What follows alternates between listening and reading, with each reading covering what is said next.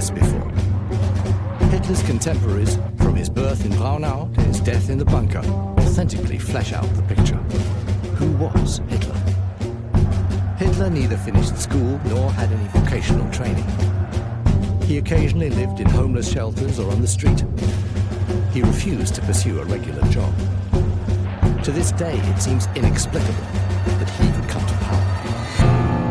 Out of nowhere, Hitler became the Führer, leader of the German Reich, one of the most powerful men of the 20th century, starting an inferno that engulfed the world and brought death to millions of people.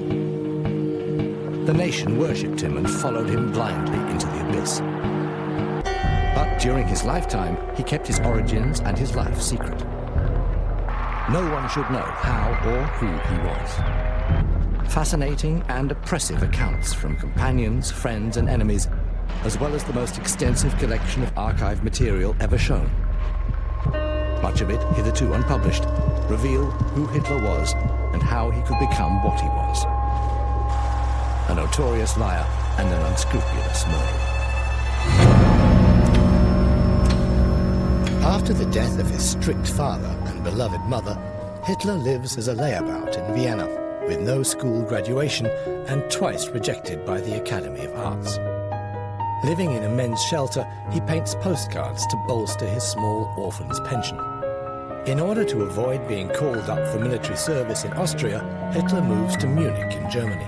As World War I begins, Hitler volunteers for the Bavarian army and becomes a German soldier and an ardent patriot. For the first time, he feels that he belongs somewhere and has a normal life. At the end of the war, Hitler does not know what to do next.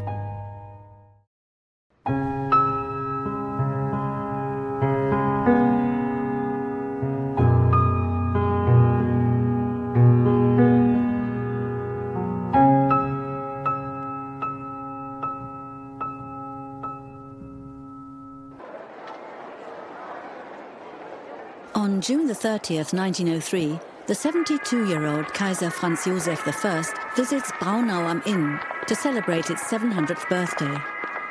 In a historical coincidence, this border town to Bavaria of all places is the origin of the oldest film footage shot by an Austrian cinematographer.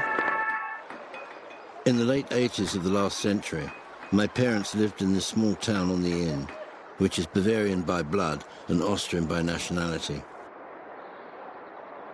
Adolf Hitler, Mein Kampf.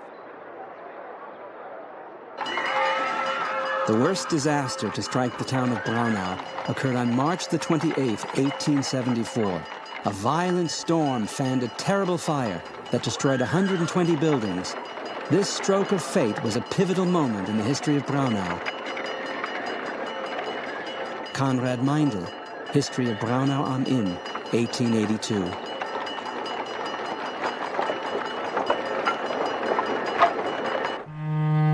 15 years later, Adolf, the youngest son of the customs inspector Alois Hitler, who worked in Braunau and Simbach, was born.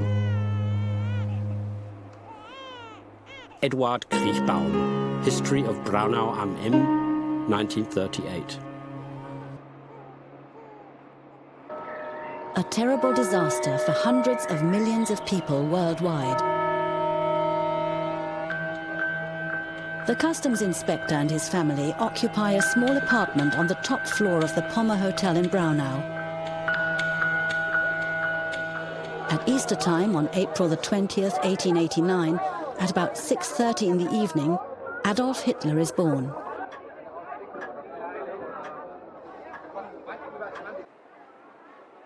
Parish Register, Braunau. Adolphus Hitler, born on April the 20th, 1889, at 6:30 in the evening. Baptized on April the 22nd at 3:15 by Ignaz Probst. To begin with, there is this picture of little Adolf from the year 1889, a few months after his birth. One thing worthy of note in this first picture of Hitler is the close resemblance of Adolf to his mother. August Kubizek, childhood friend of Adolf Hitler. Adolf Hitler is the third of the couple's 6 children. He and his younger sister Paula are the only ones to survive beyond childhood. The mother is 28 years old at the time of the birth. The father is 51. Klara Hitler is related to Alois Hitler. She's her husband's second cousin. Until she became his wife, Alois Hitler called her his cousin without further ado. Even though Klara Purge was only a second cousin, the bride and groom needed a church dispensation to marry. August Kubitschek. The history of film as a medium also begins in Hitler's childhood. When Hitler is 3 years old, his father is transferred to a new post and decides to move into an apartment in Passau on the German side of the border. Adolf Hitler lives with his family in Bavaria for 3 years, until 1895. Actually, Hitler didn't speak a typical Austrian dialect. August Kubitschek. In my youth, my German was the dialect spoken in Lower Bavaria. Adolf Hitler, Mein Kampf.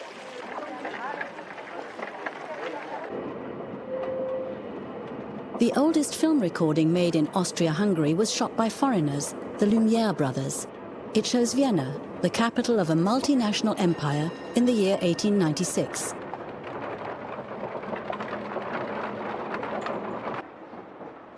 In old Austria, you could travel without a passport, from the Mediterranean, over the Alps, way into the east, the west, and the north.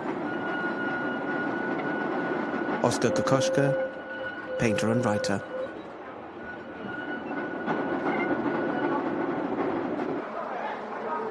Hitler's ancestry from Lower Austria, as well as a total of 21 years spent in Upper Austria and Vienna, do not suffice to make him Austrian in the sense of a citizen of that nation. Kurt Schuschnigg, Austrian Chancellor from 1934 to 1938. Austrians who spoke about the nation before 1938 meant the national culture that extended beyond their borders, which is what Austrian man also identified with. This cultural nation is Germany. Transporting a locomotive through the streets of Chemnitz, 16 workhorses pull the locomotive as the factory has no rail connection.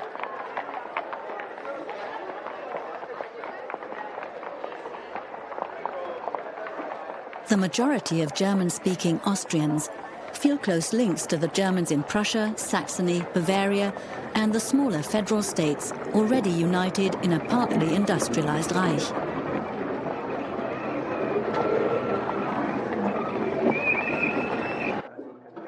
He was a grumpy, reticent old man, and, like a lot of political free spirits at the time, a stern German nationalist.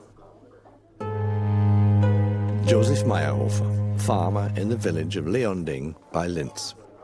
A visit to his parents' grave. His school friends say his mother was loving and kind-hearted. The father cold, silent, and strict. Josef Goebbels, diary, July 22nd, 1938. In June 1939, Eva Braun films the small farm in the village of Haarfeld in Upper Austria that Hitler's father leases after retiring early in 1895. On May 1st, 1895, Hitler starts school in a one-room schoolhouse in the neighboring village of Fischelham. After school, he plays popular games of the period. Playing only war games for us boys became boring, but he always found someone to play with. Balduin von Wellering, schoolmate of Hitler. In the year 1897, Hitler's father sells the farm in Haarfeld. The family lives temporarily in the small town of Lambach.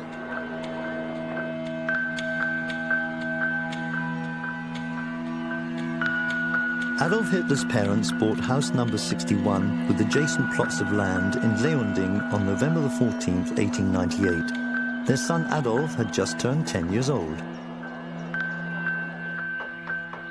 Max Sixtel, Leonding, the Führer's hometown Linz, 1938. I never loved my father, but feared him all the more. Adolf Hitler, Table Talk, recorded by his secretary, Christa Schroeder. My brother Adolf provoked my father to such extremes that he was beaten every day. Paula Hitler, later Paula Wolf. Pictures from Hitler's school years are always shots of the whole class. You can still remember what it was like. August Kubitschek. Adolf Hitler lives in Leonding near Linz for about 8 years. He attends the 4th and 5th grades here.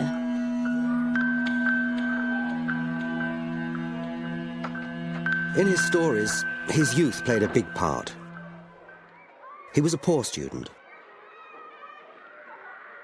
Albert Speer, the Kranzberg Protocol.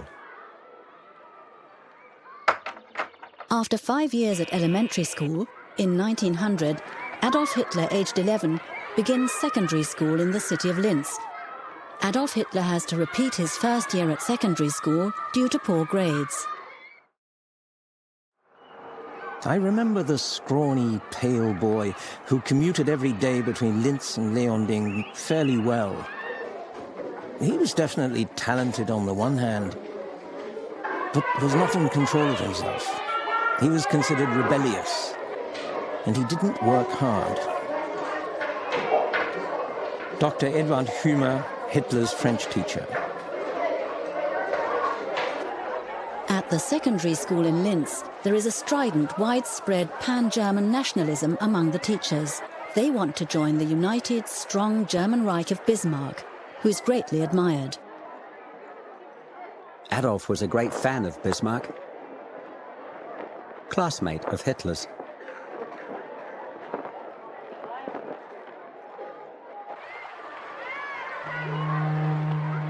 The quiet life enjoyed by the Hitler family on its little patch of land only lasted a few years. The head of the family died unexpectedly of a heart attack in January 1903. Max Sixtel, Leonding, the Führer's hometown. Alois Hitler leaves his modest savings to his 4 surviving children, Alois and Angela from the second of his 3 marriages, and Adolf and Paula. This inheritance is to be paid out when they come of age. The quiet cemetery of Leonding was his final resting place. His widow moved to the nearby city of Linz for the better educational opportunities for her children. Max Sixtel.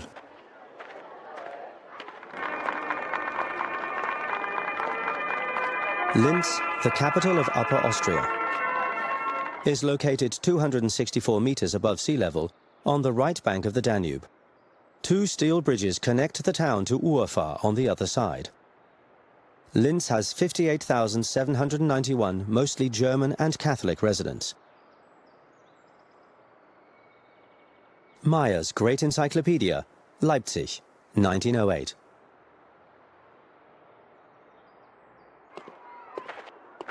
The tone of society was determined by the business community, the bureaucracy, and the military.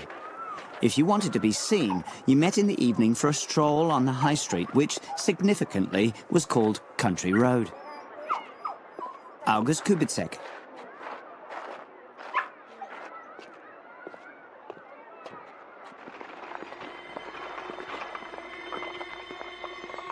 Although this nonsense also exists in other countries, racial ideology, and with it anti-Semitism, had its center of power in Old Austria. In contrast to Vienna, in Western Austria there were hardly any Jews. Karl Zickmeyer, German-Austrian dramatist.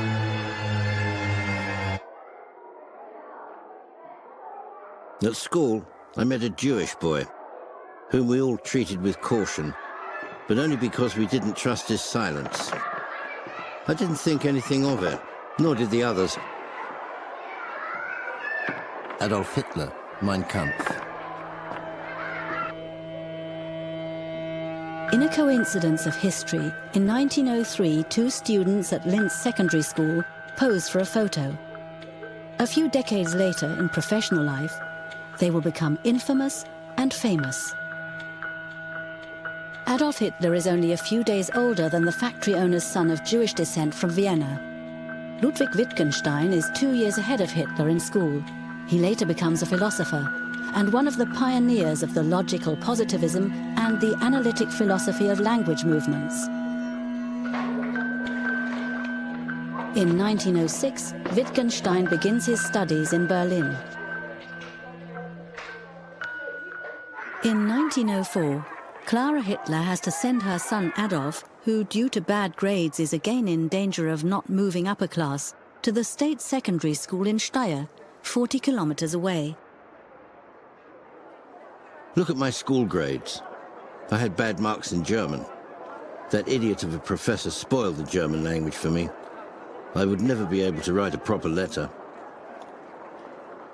Adolf Hitler, in the Führer's headquarters, 1943.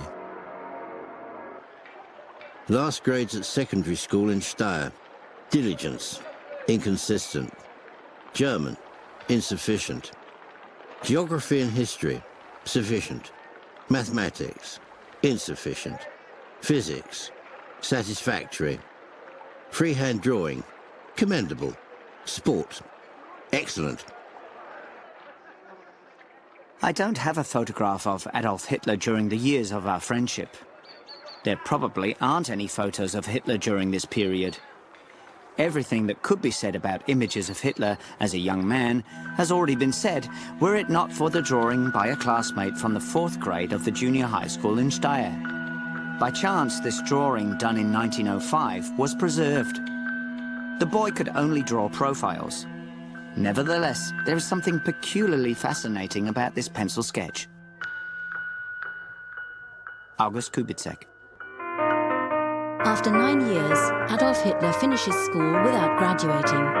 For the following 3 years, he lives in Linz on his mother's pension, not really doing anything.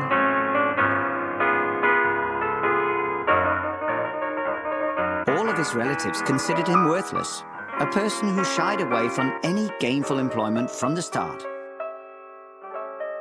August Kubitschek.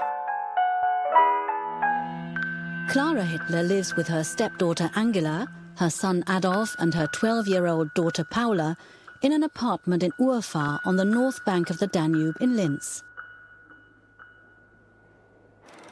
Film is the most modern medium of the time, but Adolf Hitler is keen on architecture and opera.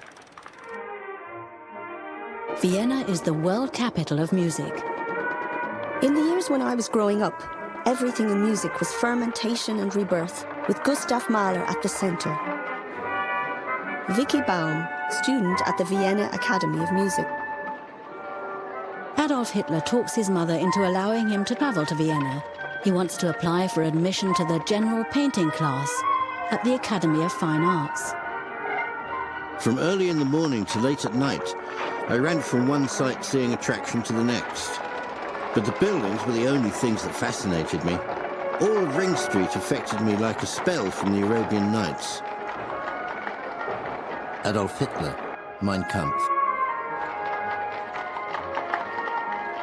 From 1904 to 1908, I was Adolf Hitler's only friend in Linz, and thereafter in Vienna. August Kubitschek. Postcard to August Kubitschek, May the 7th, 1906. I've arrived safely and am seeing all the sights. Tomorrow I'm going to the opera to see Tristan. The day after tomorrow, the Flying Dutchman, etc. Although I find everything really beautiful here, I miss Linz very much. Greetings from your friend, Adolf Hitler. Hitler, who later, in the opinion of a few art experts, was not entirely untalented, manages to pass the first selection, but is turned down after the second. Adolf Hitler, born in Braunau, Upper Austria, on April the 20th, 1889. German, Catholic, few faces, test drawing unsatisfactory. Classification list of the general painting class. When Adolf Hitler, disappointed by the rejection, returns to his family in Linz after 8 weeks, Klara Hitler is struck down with a serious illness. She's suffering from a swelling. Nowadays, it would be diagnosed as cancer. For several months, Adolf Hitler devotedly takes care of his mother at home. Dr. Bloch, well loved by all, was the Hitler family physician. August Kubitschek. To a great degree, the boy lived in his own world. I have no idea what dreams he dreamt. Dr. Edward Bloch, Jewish physician of the Hitler family. Klara Hitler dies in the night of December the 21st, 1907, surrounded by her family. In 1940, Adolf Hitler will allow his Jewish family doctor and his wife Lily to emigrate to the United States. The death of our mother had a great effect on me and Adolf. We were very attached to our mother. When she died, Adolf stopped coming home. Paula Hitler, Adolf Hitler's sister.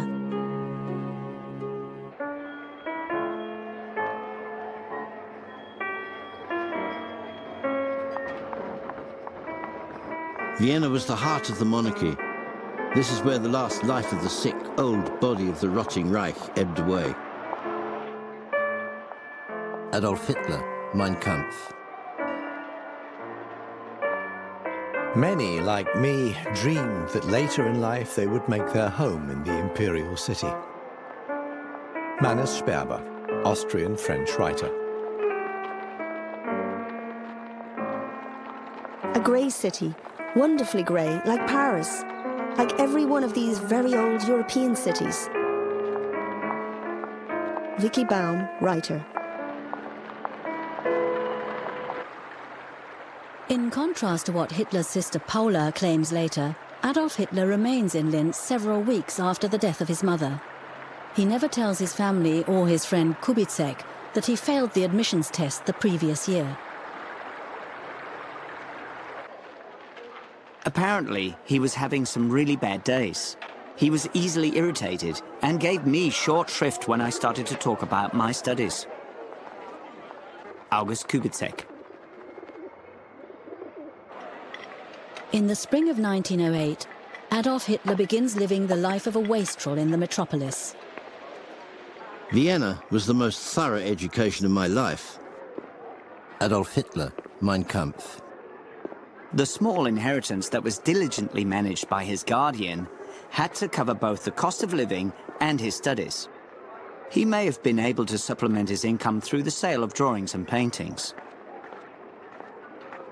August Kubitschek. Adolf Hitler had convinced his friend's parents to allow their son to study music in Vienna.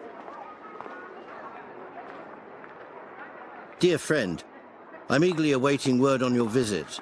Write soon so that I can prepare the festivities. All of Vienna is waiting. Adolf Hitler. Our living conditions were extremely modest. For a long time, I couldn't get out of him where he ate for lunch. My question would be gruffly brushed aside. August Kubitschek. In Vienna, Hitler shares an apartment with Kubitschek and prepares for a second attempt to get into the Academy of Art.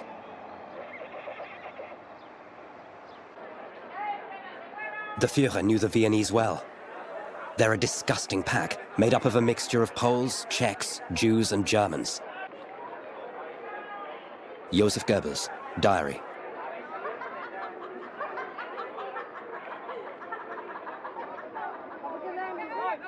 He loved Vienna, but not the Viennese. That's how I describe his attitude. August Kubitschek.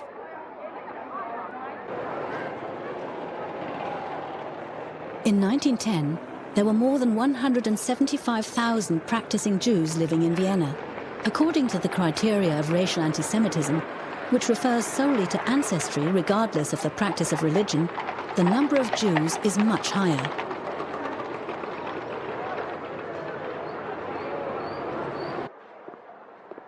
I am now fairly sure that Vienna was the most anti-Semitic city that I've ever lived in.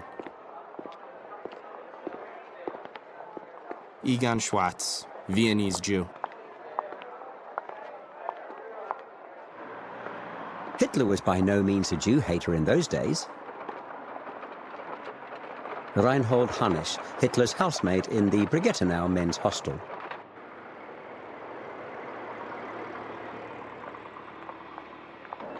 At the time, the town's mayor was Dr. Karl Lueger, a lawyer, a passionate German nationalist, a known anti-Semite, and the founder of the Christian Social Party that represented people in German-speaking Austria. Oh, in Vienna there are Jews like sand at the seaside. Everywhere nothing but Jews. Dr. Karl Lueger. Karl Lueger dies on March the 9th, 1910 at the age of 65. His funeral is reportedly the most beautiful such ceremony in Viennese history.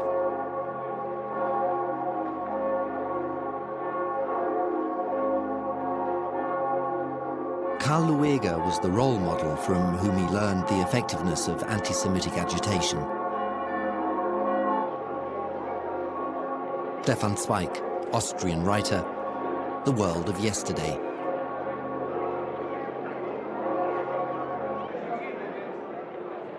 As the huge funeral procession of the deceased mayor moved from the town hall to Ringstrasse, I too found myself among the many hundreds of thousands watching the funeral procession. Adolf Hitler, Mein Kampf. With his catchphrase, "We have to help the little man," Karl Lueger captivated the entire lower class and the frustrated middle class with it. The same social classes that Adolf Hitler later assembled around him. Stefan Zweig.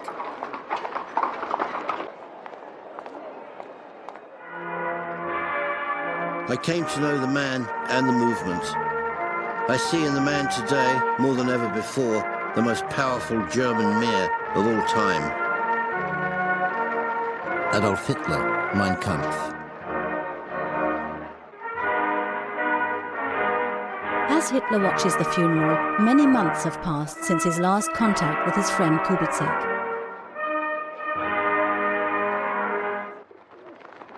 For the next months, there is no trace of Hitler's activities in Vienna. He's broken off contact with his family, and he fails the second entrance test at the Art Academy. I was a young, inexperienced man, without any means of support, forced to get by on my own. The few kronen, often only cents, from the proceeds of my work were barely enough to pay for my bed and board. Adolf Hitler, Mein Kampf. Hitler probably also went hungry and stayed in community hostels. He begins to copy street views of Vienna from books and then sells them as postcards. And yet, in one respect, the bleakness of my surroundings didn't bother me. In my mind, I spent these years living in palaces. Adolf Hitler, monologue in the Führer's headquarters.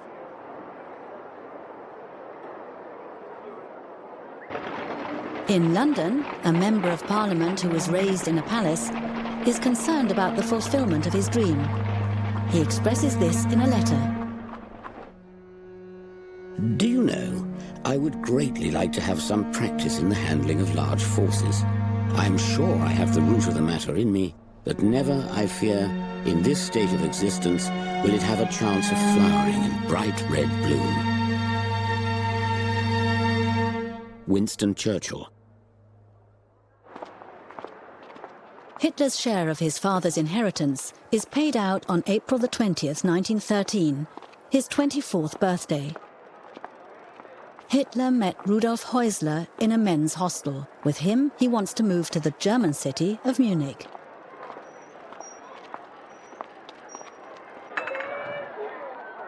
He was just full of praise for this city. And at the same time, he didn't forget the large beer gardens and radishes, etc. Housemate of Hitler's in 1912.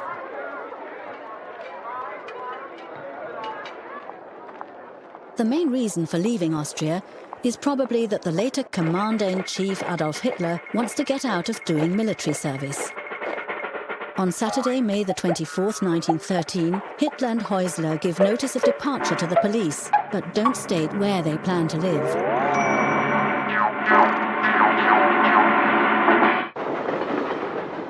I had arrived in this town as a boy and departed as a quiet and serious man.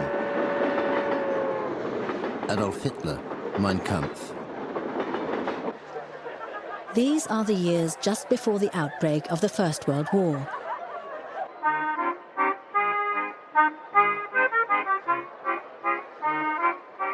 It would be wrong to label these adolescent days untarnished as the dawn of light, but the sun of a believable century was still shining. Mankind was still free of barbarism. One felt centuries superior to the demons of the Dark Ages. It was really a delight to be alive. Wilhelm Matthäus, Königsberg, teacher's son.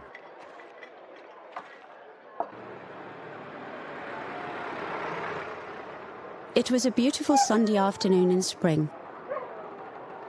Someone knocked on the door and I answered it. It was a young man wanting to see the room we were renting. I showed it to him and we reached an agreement. Frau Anna Popp, landlady.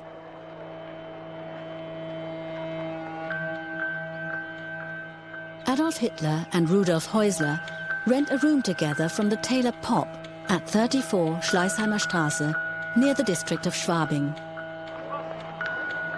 To avoid investigation by the Austrian military administration, Hitler declares himself stateless on his registration form.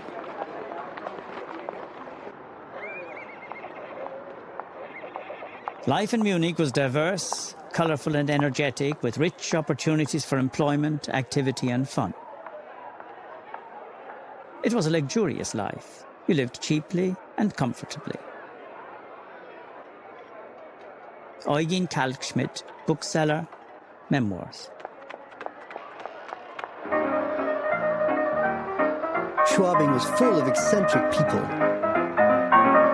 All Munich learned to tolerate and enjoy the oddity of their existence. Erich Mühsam, German Jewish publicist.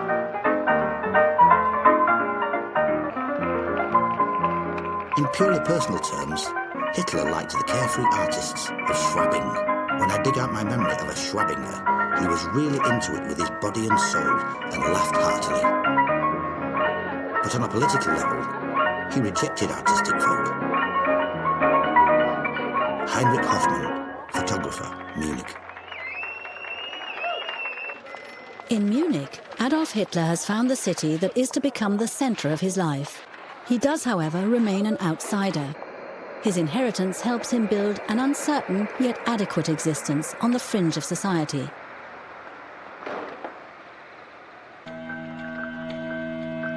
In 1913, a young man came into the shop and offered me an aquarelle of the Munich residential palace. I liked the painting and I bought several pictures from the young Hitler. As I recall, I paid him 15 to 20 marks for a painting, depending on its execution. Otto Paul Kerber, goldsmith and gem cutter. Usually around 4:30 in the afternoon, Hitler came into the bakery and always bought the same thing. A slice of braided sweet white bread for 5 pfennigs. Then he went across the street to Dairyman Huber and bought half a litre of milk. That was his dinner. Franz Heilmann, baker, Munich.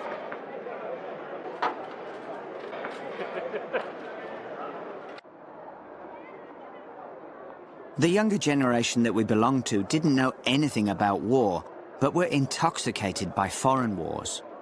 We had no real idea what war was. Adolf's father had never been a soldier. Now and again, old men would talk about Königgrätz and Kastotze. August Kubitschek. Diary, Friday, June the 26th, 1914.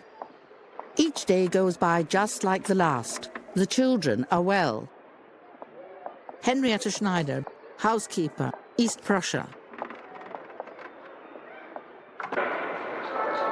Diary, Monday, June the 29th, 1914. Archduke Franz Ferdinand, the heir apparent to the Austrian throne, has been killed along with his wife.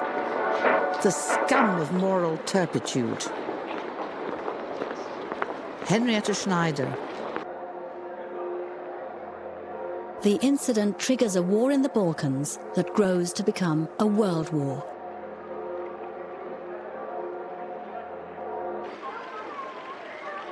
In the summer of 1914, I was at a spa in Wiesbaden. Day after day, you could see how war psychosis was spreading through the population. Gustav Mannerheim, colonel of the Russian Imperial Army of Finnish-Swedish origin. Diary, Sunday, July the 26th, 1914. The fear of war is again evident. Dispatches told us that war has broken out between Serbia and Austria because Serbia doesn't want to fulfill the demands of Austria. Henrietta Schneider.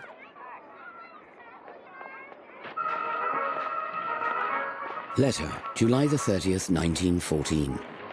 Cat, dear, it is all up. Germany has quenched the last hopes of peace by declaring war on Russia, and the declaration against France is momentarily expected. The world has gone mad, and we must look after ourselves and our friends. Sweet cat, my tender love, kiss the kittens. Winston Churchill, First Lord of the Admiralty, to his wife Clementine. Diary, August the 2nd, 1914. Germany has declared war on Russia. Swimming classes in the afternoon. Franz Kafka, Prague, insurance clerk. For me, those hours were a release from the annoying emotions of youth. I'm not ashamed to say today that I was overwhelmed with enthusiasm, fell to my knees and thanked the heavens with all my heart that they'd given me the good fortune to live in this era. Adolf Hitler, Mein Kampf. The German Reich has an imperial fleet, but no army of its own. 21 of the 24 German federal states send their recruits to Prussian regiments. The kingdoms of Bavaria, Saxony, and Württemberg deploy their own armies. The Austrian citizen Hitler, unwilling to do military service there, will join the Royal Bavarian Army, although this is actually only permitted to citizens of the German Reich.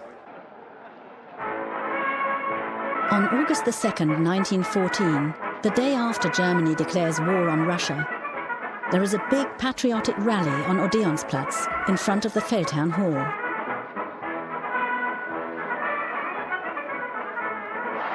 On August the 5th, 1914, I enlisted in the army on a request to His Majesty and entered the 1st Bavarian Infantry Regiment.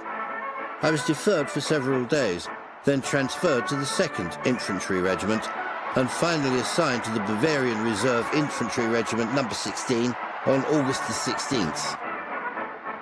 Adolf Hitler, outline of my person.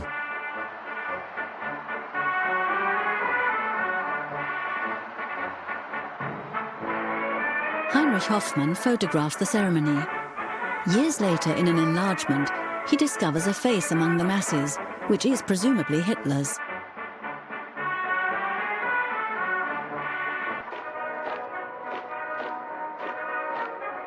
There were younger and older men, the so-called substitute reservists. We had companies that comprised up to 60% one-year volunteers. Helmets, at that time the pointed Kaiser helmets, weren't available. As a start, we marched out wearing the charcoal cap, provided for the National Guard. Fritz Wiedemann, 2nd Lieutenant, Bavarian Reserve Infantry Regiment 16.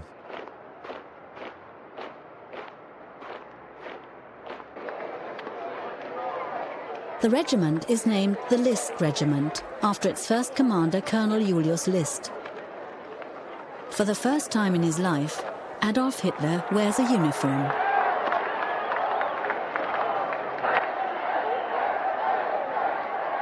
Hitler's landlady reports that he came to her on Friday, August the 9th, 1914, to say goodbye. He took my husband by the hand and said, "If I die, would you please write to my sister? Maybe she'd like to have my few possessions. If not, you can keep them. I'm sorry if I've caused you any difficulties." He shook my hand as well as I stood there crying. We were all so fond of him. Anna Popp, landlady to Adolf Hitler in Munich.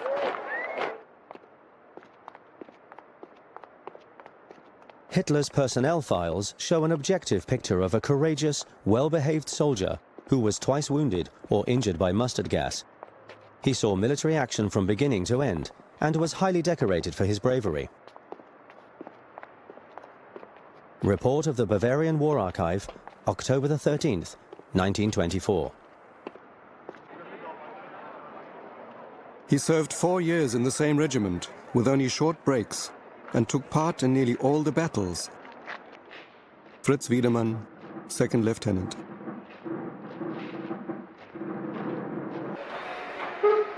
In the early morning hours of October the 21st, 1914, Hitler's regiment sets out from Munich station in a westerly direction.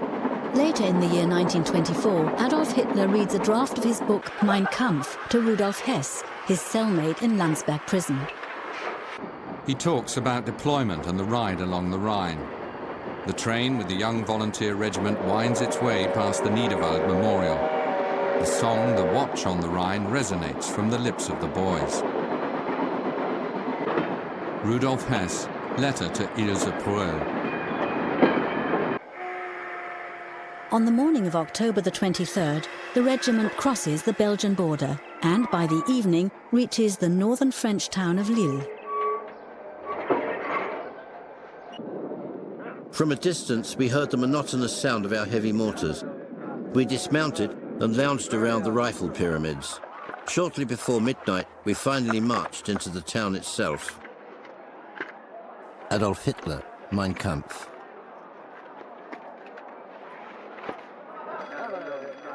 In the Battle of Flanders, a quarter of the soldiers from Hitler's regiment are killed.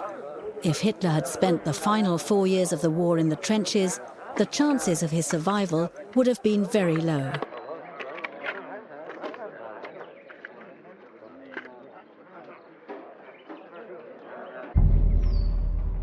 Shortly after the first combat mission of the List Regiment, Hitler is promoted to Lance Corporal.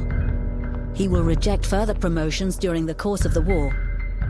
This would have involved an attachment to other army units, and Hitler would have lost the camaraderie and security of the regimental family. For the first time, Hitler was part of a bigger community, and with that came the order and structure that spared him the daily struggle to survive. Fritz Wiedemann, Lieutenant.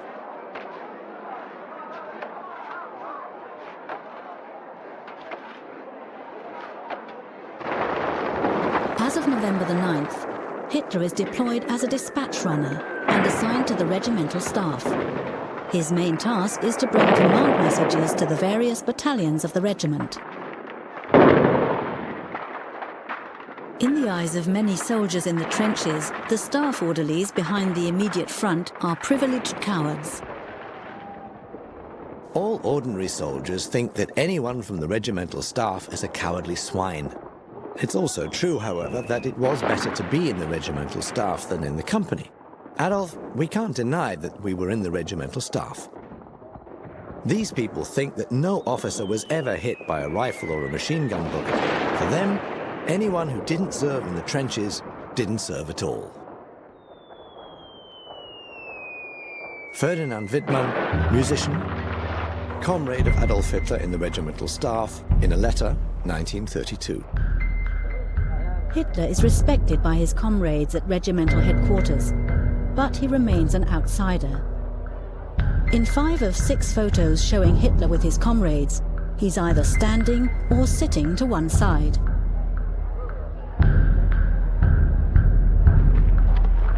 Diary, July the 7th, 1916. The English are also advancing, but the Germans are positioned well in front of Verdun. Hoyer's terrible letter. His best friend is seriously wounded. Both arms torn off. Many others are dead. He writes that if he still had a mother, he would ask her to pray for him. Kita Kollwitz, painter and sculptress.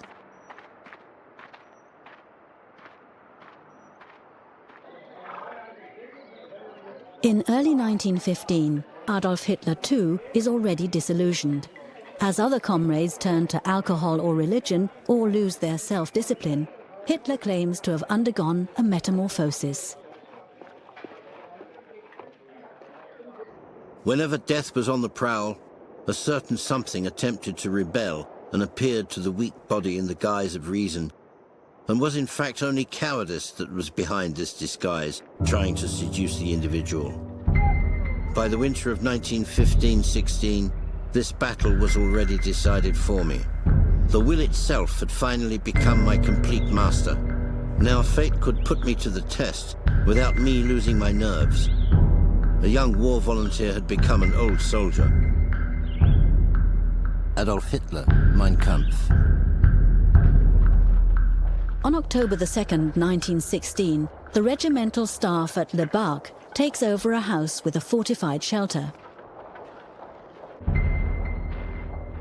You could hardly sit down. You tripped over comrades' legs. The air was thick and damp, almost suffocating. Balthasar Brandmeier, dispatch runner. Hitler is wounded in the left thigh by British artillery shrapnel on October the 5th, 1916.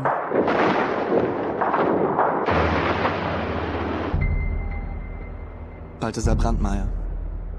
I'd just taken a seat next to Hitler when a shell hit in the middle of the corridor. The ceiling was shattered into 1,000 pieces and the fragments went everywhere. Fritz Wiedemann, Lieutenant. 6 dispatch runners were wounded. Among them was my messenger, Adolf Hitler. As I leaned over him, he said to me, "It's not that bad, Lieutenant, sir. I'll stay with you, stay with the regiment."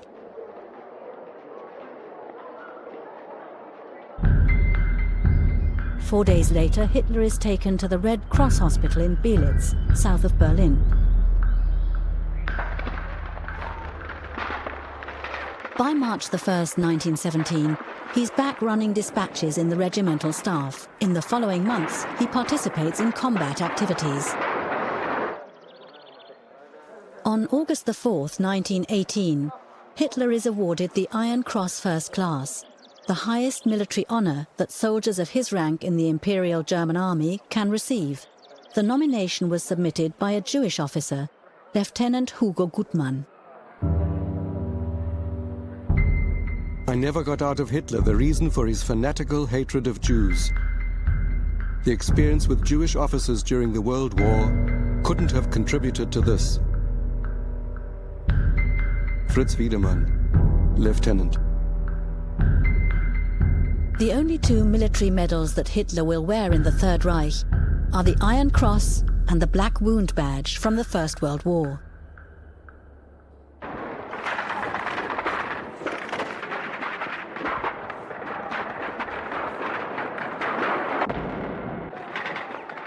The Western Front collapses on August the 8th, 1918. As a result, General Ludendorff declares to Kaiser Wilhelm II on September the 29th that a military catastrophe is unavoidable. He asks the Kaiser to request a ceasefire with the Allies within 24 hours. An abrupt change in the posture of the Supreme Army Command from pretended confidence in victory to an admission of defeat.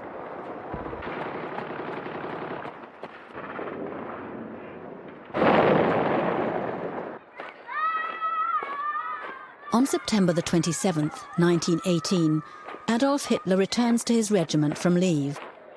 The day after, a British attack forces the regiment to abandon its position.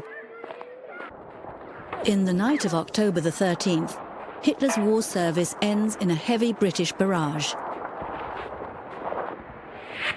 The English pester the position, especially with gas, which leads to deplorable losses, including a large part of the regiment staff. History of the regiment, Munich, 1932. Mustard gas was used. On a hill south of the city of Vervik, on October the 13th, we came under several hours of artillery fire with gas shells. Already around midnight, some of us dropped out, including some comrades permanently. In the morning, I too experienced pain that grew stronger every 15 minutes. And at 7 o'clock, I staggered and stumbled back with burning eyes, taking my last message of the war with me. Adolf Hitler, Mein Kampf. After treatment in a mobile army hospital, Adolf Hitler is transported to the Prussian Reserve Hospital in Pasewalk, Western Pomerania. He's been on the front for 42 of the 51 months of the war. Hitler remains in Pasewalk for 28 days, during which the world changes.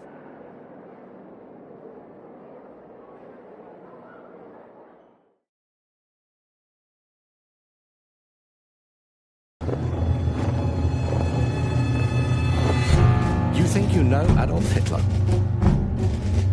You've never seen him like this before.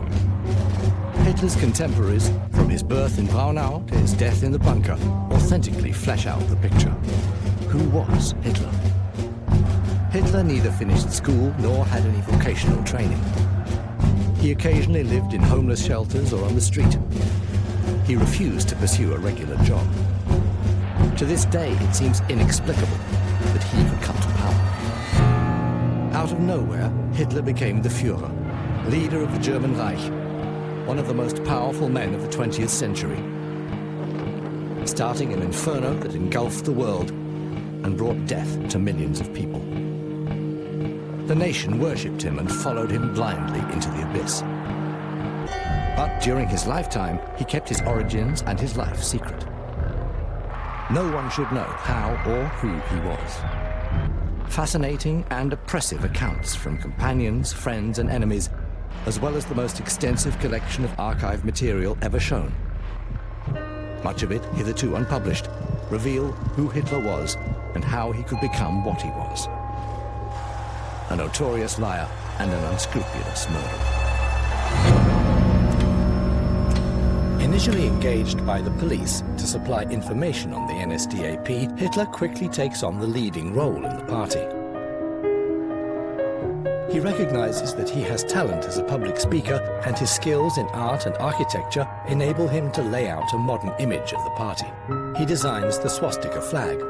He is impressed by the March to Rome by Mussolini and the fascists in Italy and attempts to copy it. But Hitler's attempted coup of 1923 fails, and he spends more than a year in jail, during which time he writes Mein Kampf. The NSDAP is banned, and he and the entire membership are forbidden from speaking in public.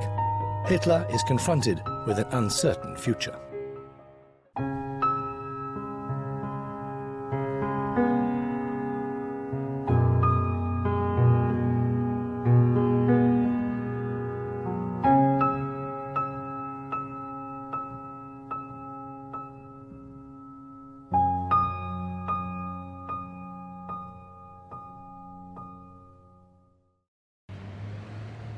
It was not just young people marching up and down the streets. There were many who could not get over the defeat. And many others were unable to find their way back into normal working life because that world had disappeared or was falling apart, and there was no regular work, even if one was willing to work. George Gross, painter, his life told by himself.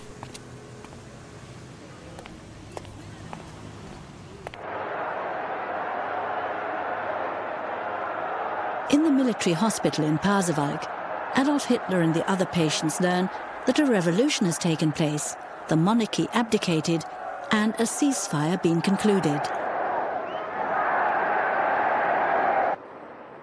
Diary, Spa, November the 3rd, 1918. Bavaria has been declared a republic. Hinter announces that the Reichstag, except for the conservatives, demands the abdication of the Kaiser. His Majesty sharply refuses.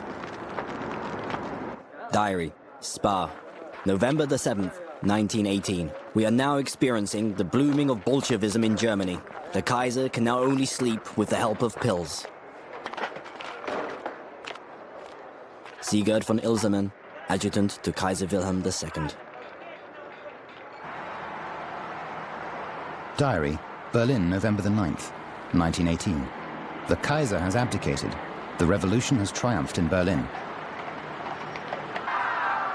Harry Graf Kessler, publicist and diplomat.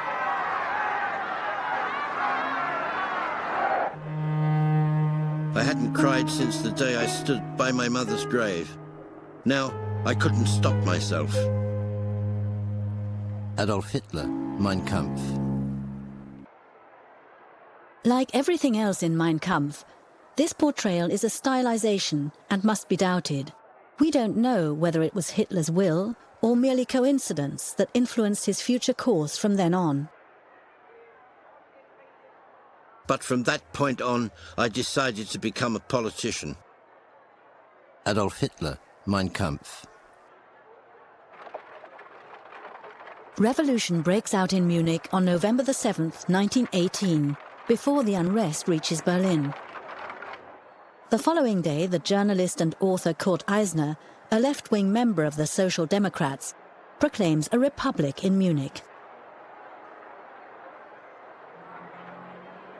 The Wittelsbach dynasty has been deposed. From now on, Bavaria is a free state. Kurt Eisner, Proclamation, November the 8th, 1918.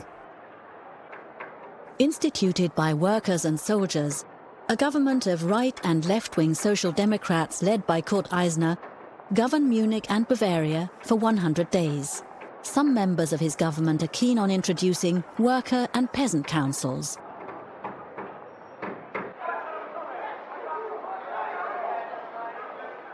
They didn't understand Eisner. How should they? There was no imperial Bavarian coziness, roughness, sloppiness, or bonhomie to him. He was an abstract moralist. Ricardo Huch, writer and historian, Munich. On November the 21st, 1918, Adolf Hitler returns to Munich. He tries to evade demobilization and remain a soldier.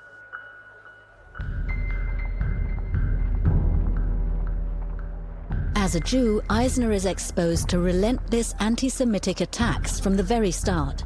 The campaign against him ends on February the 21st, 1919, when he is shot dead in the street in broad daylight by a former officer.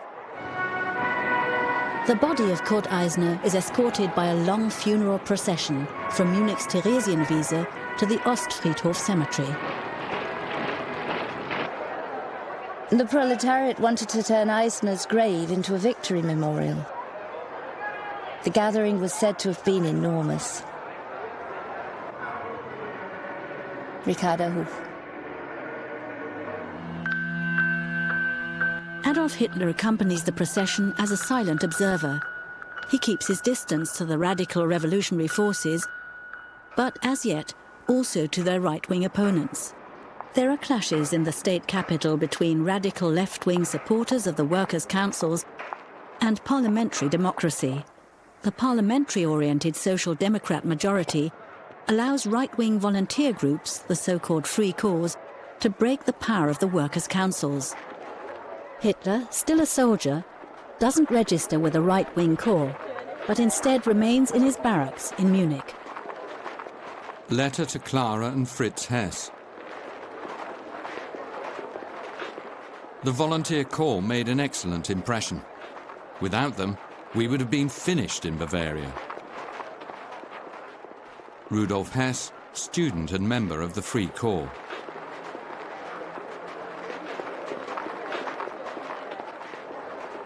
All we knew was that one wind was blowing in from the east and another from the west, and that the storm was blowing all around the earth. But the capital of our new German Republic was also like a bubbling cauldron. You could not see who was heating the cauldron. You just saw him boiling cheerfully and felt the ever-increasing heat. All were hated: the Jews, the capitalists, the landowners, the communists, the military. The homeowners, the workers, the unemployed, the Black Reichswehr, the control commissions, the politicians, the department stores, and, once again, the Jews. It was an orgy of hate speech, and the Republic was weak, barely perceptible. That had to end in a terrible crash. George Gross. In German society, there are distinct social environments, above all the broad-based but politically divided workers' movement. The legacy of the Social Democratic Babel Party was great, with all their organizations, from the cradle to the grave, and belief in the future, which allowed one to forget the gloom of the present. Willy Brandt, born as Herbert Frahm in Lübeck, Memoirs.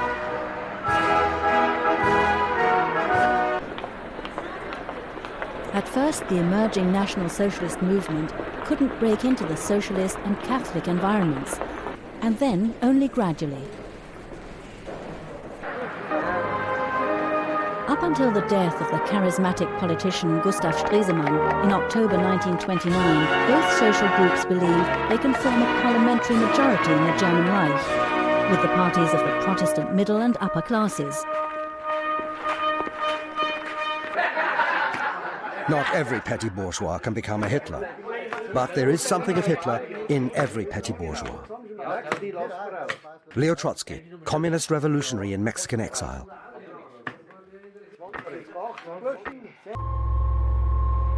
Adolf Hitler's entry into politics has historical significance. It begins in Munich in the summer and autumn of 1919. In the deeper layers of man, predatory forces lie dormant. Guards of lunatic asylums know this. If these forces are able to influence mass movements, this has effects like those created by Hitler. Arno Zweig, German writer.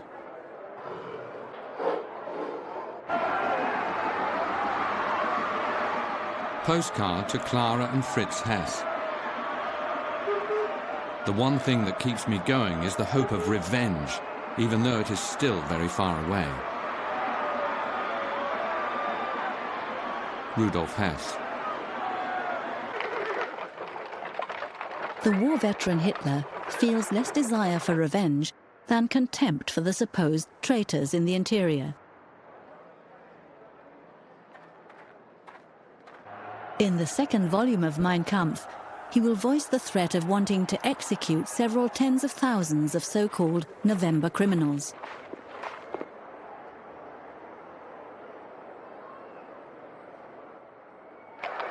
The Reichswehr was created out of the armies of Imperial Prussia, Bavaria, Saxony, and Württemberg. The Bavarian army becomes a melting pot for anti-republican forces. During this period, Hitler grows more radical. He is under the influence of army officers like Karl Mayr, the head of the intelligence battalion.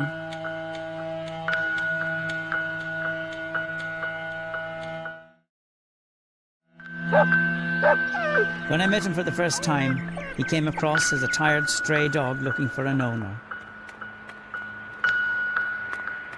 Karl Mayr, captain of the Reichswehr.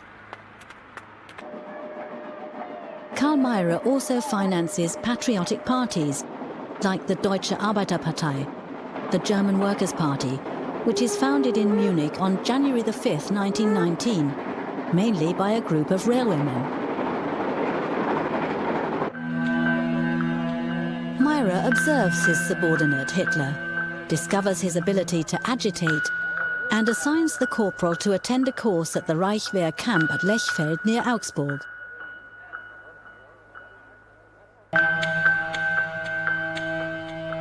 Karl Alexander von Müller, National Conservative Historian, Memoirs. At the end of my lecture, a small group came over. They seemed captivated by a man in their midst who spoke to them without interruption, in a strange guttural voice and with growing passion. One day, I had the opportunity to talk to a large audience, and what I had always instinctively felt without knowing it turned out to be true. I could speak in public. Adolf Hitler, Mein Kampf. Herr Hitler is, I might say, a born people's orator, who, through his fanaticism and his popular presence in the gathering, compels his audience to listen and think. A soldier, camp at Lechfeld.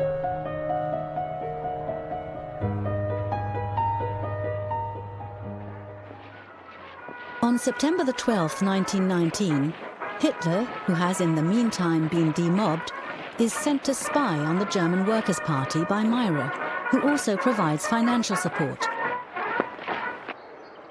During the discussion, a professor spoke about separatist views.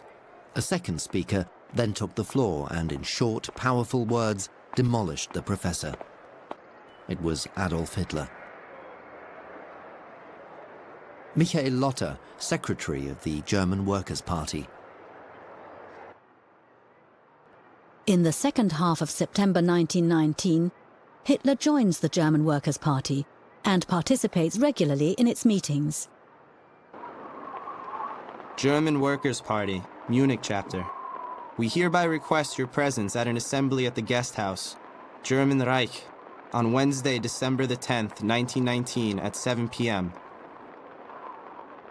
Speaker, Herr Hitler, on Germany in its deepest humiliation. The hall is heated. Josef Meyer, First Secretary. Among the various right-wing radical organizations, the NSDAP was by no means the strongest, but it was the most active and cohesive group. Its significance is solely the result of the effect of Hitler as a speaker. Ernst Hanfstanger, born 1887, son of a publisher, acquaintance of Adolf Hitler from 1920.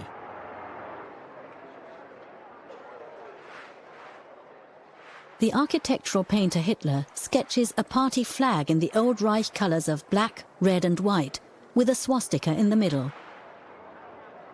This is a popular symbol in nationalist circles. The swastika as a symbol of the work, the white as a sign of our national attitude, and the red as a sign of our true social thought. In the cross, however, there must be a deeper meaning, namely the spirit which signifies labour in this world, the spirit of the idealism of Aryanism, and not the spirit of the Jew. Adolf Hitler, Mein Kampf. Shortly after the Kapp Putsch, I saw someone scribbling strange figures in his notebook. A few strokes that could be shaped into a symmetrical, box-like ornament. I was tempted to do the same. "What is that?" I asked him in a whisper. "Anti-Semitic insignia." The Ehrhardt troops wore them on their helmets. It means Jews out. You have to know this. Sebastian Hafner, author, Memoirs. The swastika is found on prehistoric vessels and devices, and is a Buddhist religious symbol in India. Meyer's Great Encyclopedia, 1888.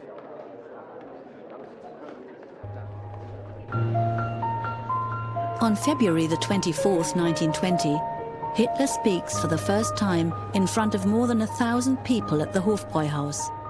He also presents the party's 25-point program, which is formally valid for a quarter of a century until the demise of the NSDAP. First, we demand the unification of all Germans in a greater Germany based on the right of self-determination of the people. Second, we demand equal rights for the German people in respect to other nations and the abrogation of the peace treaties of Versailles and Saint-Germain. Third, we demand land and territory for the sustenance of our people and settlement of our surplus population. Fourth, only a national comrade can be a citizen. Only those of German blood can be national comrades, regardless of creed. Consequently, no Jew can be a national comrade. A few days later, they changed their name from the German Workers' Party to the National Socialist German Workers' Party, or NSDAP. That Hitler is staunchly anti-Semitic is made undoubtedly clear in his later acts. When and perhaps why he became so radically anti-Semitic is still unclear. His own statements on this, including the description in Mein Kampf of an experience in Vienna, are, like many others, invented because they do not fit with his behavior between 1909 and 1919.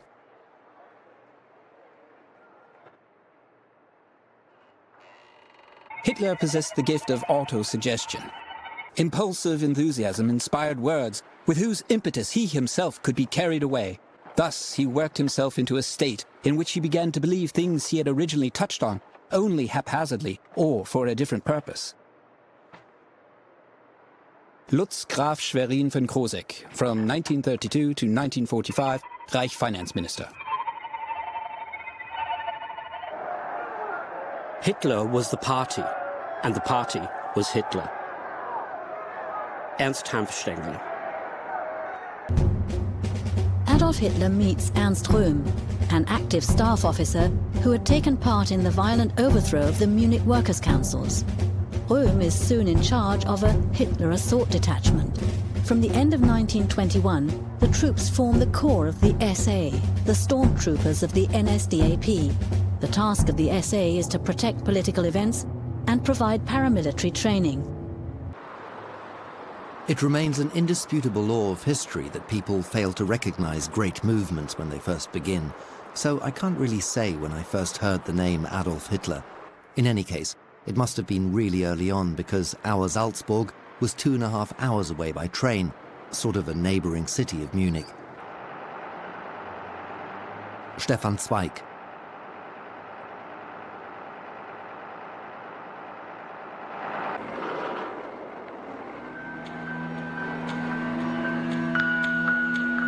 I heard about Hitler for the first time in the year 1920.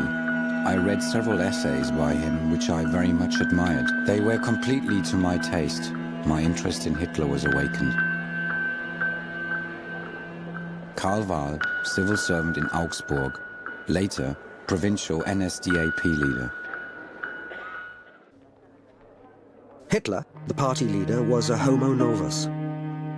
Nobody really knew where he came from.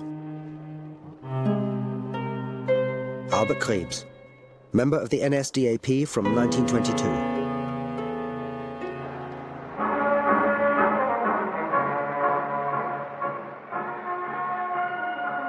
Hitler is unmarried and has no friends. He has no assets, and he doesn't take any income from the party. Investigative Division 4A, Munich Police.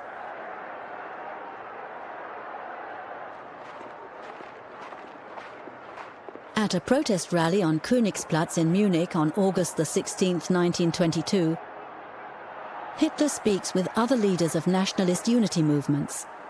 During the rally, the SA appear for the first time in public as a paramilitary formation with their own flag. Numerically, they're barely noticeable, with fewer than 800 participants compared to the 30,000 armed men of the other parties.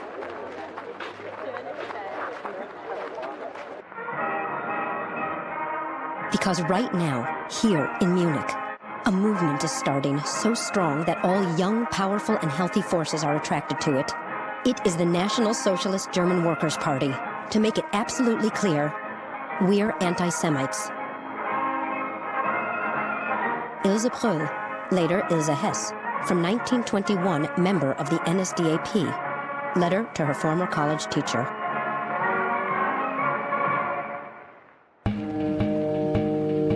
Diary, October the 29th, 1922.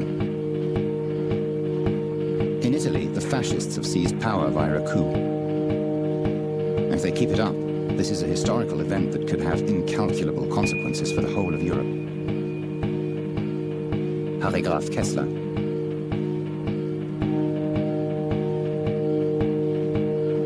The March on Rome in 1922 was a turning point in history. The very fact that it could be done gave us a big boost. Adolf Hitler, monologue in the Führer's headquarters. For Hitler, Il Duce was a role model. Rachele Mussolini, wife of Benito Mussolini. Speech at the National Club in Zurich, August the 30th, 1923. Things either take their course, like in Russia, or end up like in Italy, with the dictatorship of a Mussolini. Adolf Hitler. I heard Hitler's name for the first time in a pub on Alexanderplatz in Berlin. A customer was talking about the Bavarians. They're real men. They're the right ones, workers and real Germans. His neighbors protested, but the supporter of this man Hitler kept insisting, "I'm speaking as a German and a worker." Ilya Ehrenburg, Russian Jewish writer.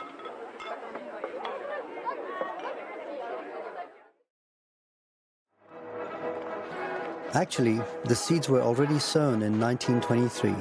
The mass rallies, the storm battalions, their own newspaper, the swastika.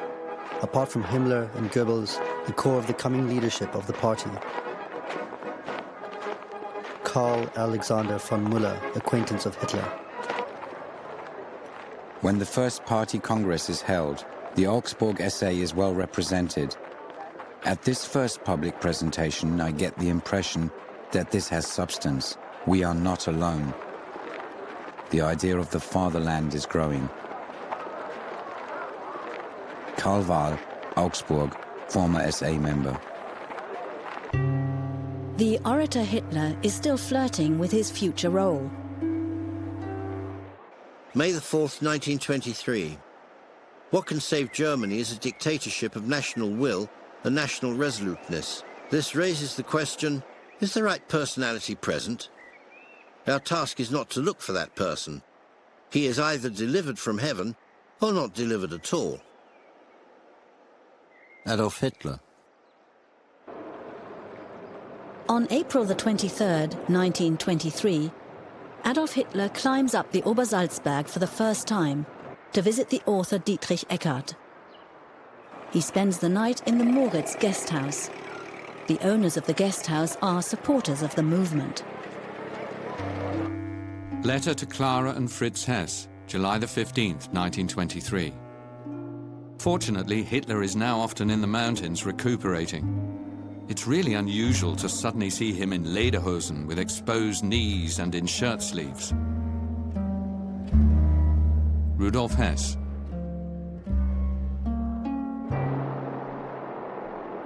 September the 18th, 1923. About 9:30 we set out. Weber and I sat behind the Führer in the car with cocked pistols in hand, ready to act at any moment. We arrived in Berlin at about 2 a.m. I'm thankful that I can remember that he pointed out the palace and the parliament and said to me, Graf, when our swastika waves above these magnificent buildings, I'll be the Führer of all Germans. Ulrich Graf, Adolf Hitler's first bodyguard. My belief in Germanism had not wavered for a single moment. But my hope, I confess, had reached a low ebb. With a single blow, you have transformed the state of my soul. The fact that Germany gave birth to a Hitler in its hour of greatest need is proof of its vitality. Houston Stuart Chamberlain, British racial theorist. Letter to Adolf Hitler, October the 7th, 1923. The German economy collapses. In August 1923, hyperinflation sets in. Everything is getting worse. Famine. A loaf of bread, 140 billion. Then reduced again to 80 billion. Famine, famine everywhere. Käthe Kollwitz.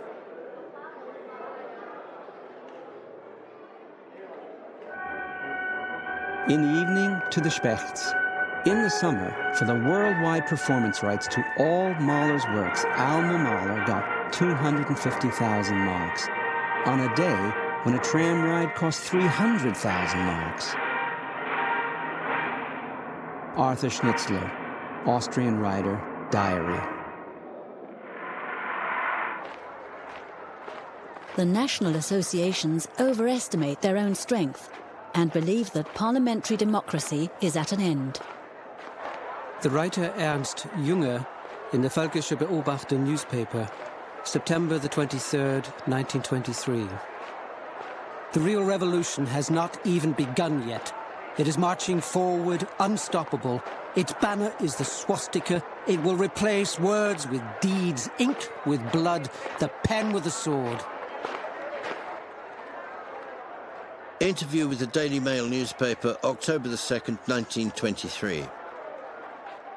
If a Mussolini were to appear in Germany, then the people would fall on their knees and worship him more than Mussolini has ever been worshipped.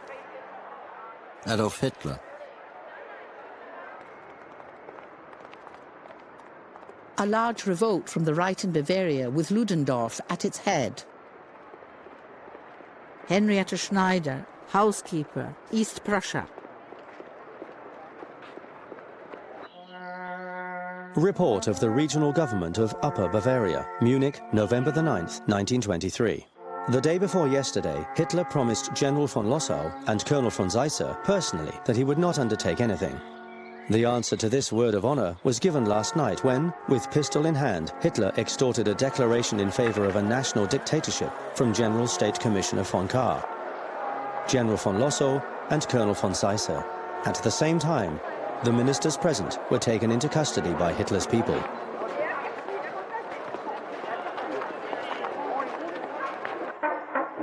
In a voice trembling with emotion, Hitler shouted, "The national revolution has begun. The Bavarian government is deposed. A provisional government will be formed. Please stay calm, otherwise I'll put a machine gun in the gallery." Ernst Hanfstengel. Remain calm and level-headed. You've all got your beer. Hermann Göring, former captain, SA leader. Hitler presents his suggestions for new governments in Berlin and Munich and mentions Erich Ludendorff as Führer and chief with dictatorial power over the German National Army. He asks the already drunken audience, "Do you accept this solution for the German question of a greater German state?" Then, as the crowd shouts its agreement, Hitler proclaims, "Morning will either find us with a national government in Germany or find us dead." November the 9th, 1923. The dreadful revolution was 5 years ago today. The Kaiser was pensive. He was really interested in news of the new national government in Munich. Sigurd von Ilsemann, adjutant to Kaiser Wilhelm II, Doorn, Netherlands. the revolt is intended to put Munich and Bavaria in the hands of the revolutionaries, and then, with a march on Berlin, to topple the democratic system. The putschists are counting on defections from the army in Bavaria and the Bavarian police. These, however, fail to materialize. The only major success of the revolutionaries is the capture of the district army headquarters under the command of Ernst Röhm. In his wake marches a young man with metal-rimmed glasses, the 23-year-old Heinrich Himmler, an unemployed agronomist. On the morning of November the 10th, 2,000 revolutionaries, some armed, marched from the Bürgerbräu beer hall through the center of town to Ludwigstrasse at Odeonsplatz.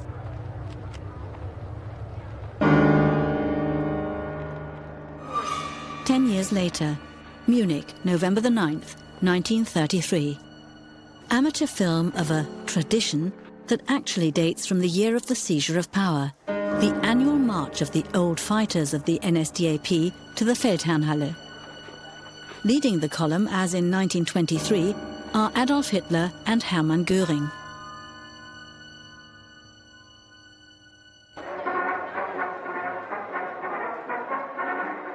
Report of the local station to Federal State Police Command.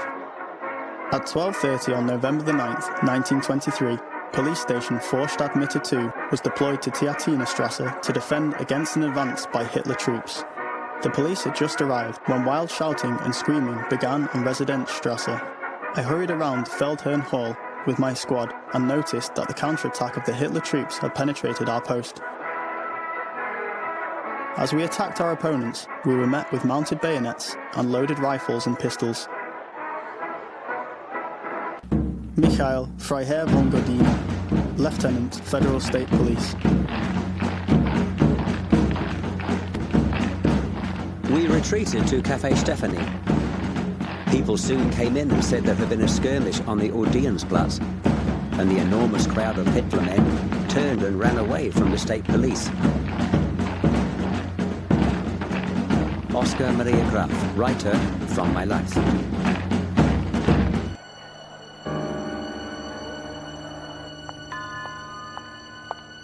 "15 revolutionaries, 1 bystander, and 4 policemen die in the Hitler coup of 1923. The Munich Putsch marks the definite end for Hitler and his National Socialist followers. New York Times, November 1923.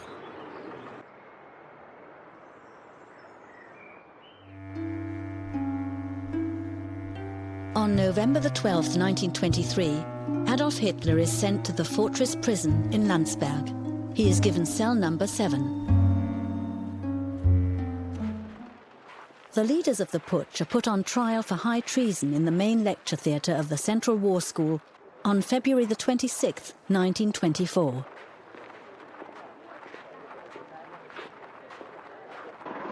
Report of the Württemberg emissary, March 13th, 1924. I attended one of the hearings myself. I was upset to see how the observers, who you could clearly see were mostly from circles close to Hitler, used every opportunity to show their support for the accused. Karl Moser von Filzek.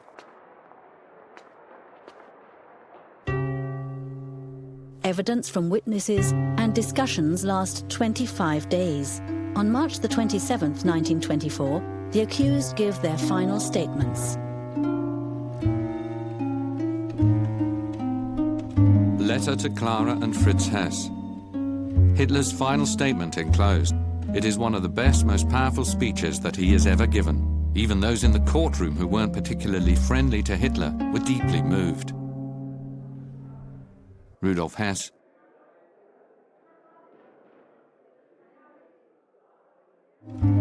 The verdict is handed down on April the 1st, 1924. All of the accused, with the exception of Ludendorff, are found guilty.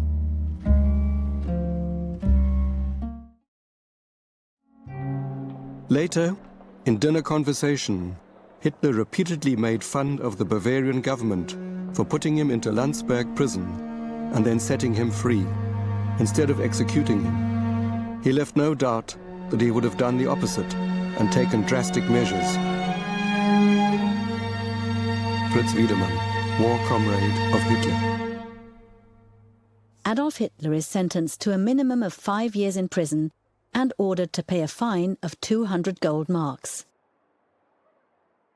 In his 13 months in Landsberg prison, Adolf Hitler begins the transcript of his manifesto Mein Kampf that portrays his alleged journey through life and development as a politician and sets out his worldview. Hans Frank, lawyer, participant in the putsch. He once told me over dinner that in prison he read whatever he could get hold of: Nietzsche, Chamberlain, Ranke, Treitschke, Marx, and others. Landsberg was my college at the state's expense. I recognized the long-term validity of my ideas from the history of the world and of nature. Adolf Hitler. His small room was full of books, newspapers, and magazines. There was a manuscript on his desk that he seemed to be working on at the time. Wilhelm Laforce, member of Shock Troops Hitler Division.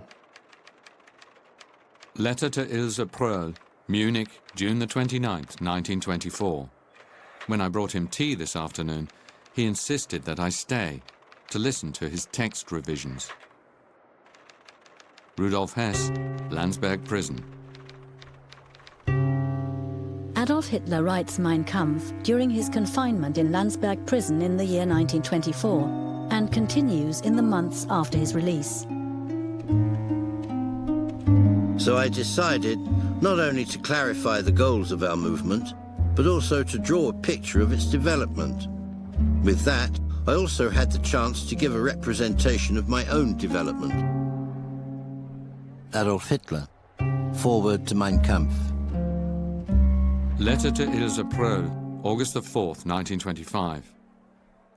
The Tribune believes he can finish his book by next week. I don't think so. Rudolf Hess.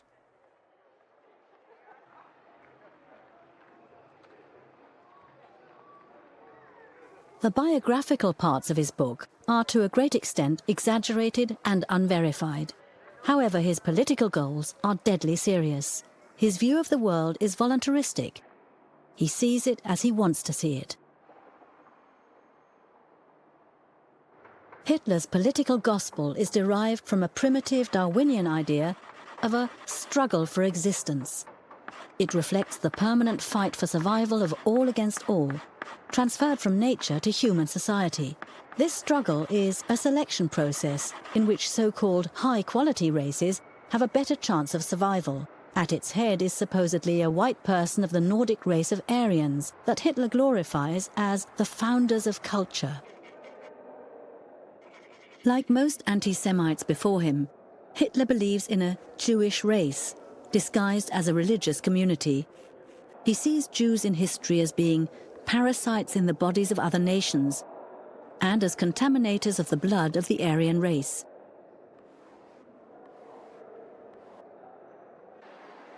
For hours, the black-haired Jew boy waits to ambush the unsuspecting girl whom he pollutes with his blood and thus steals her from her people.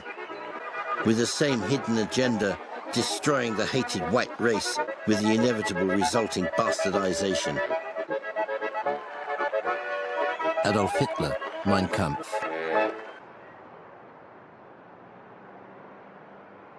Hitler develops the caricature of an alleged Jewish conspiracy that has as its goal the extermination of all Aryans.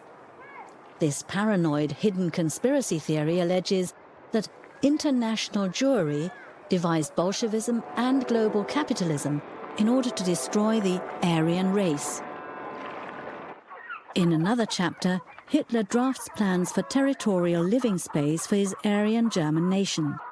The concern about a people without space is out of date in the already broadly industrialized society of the German Reich.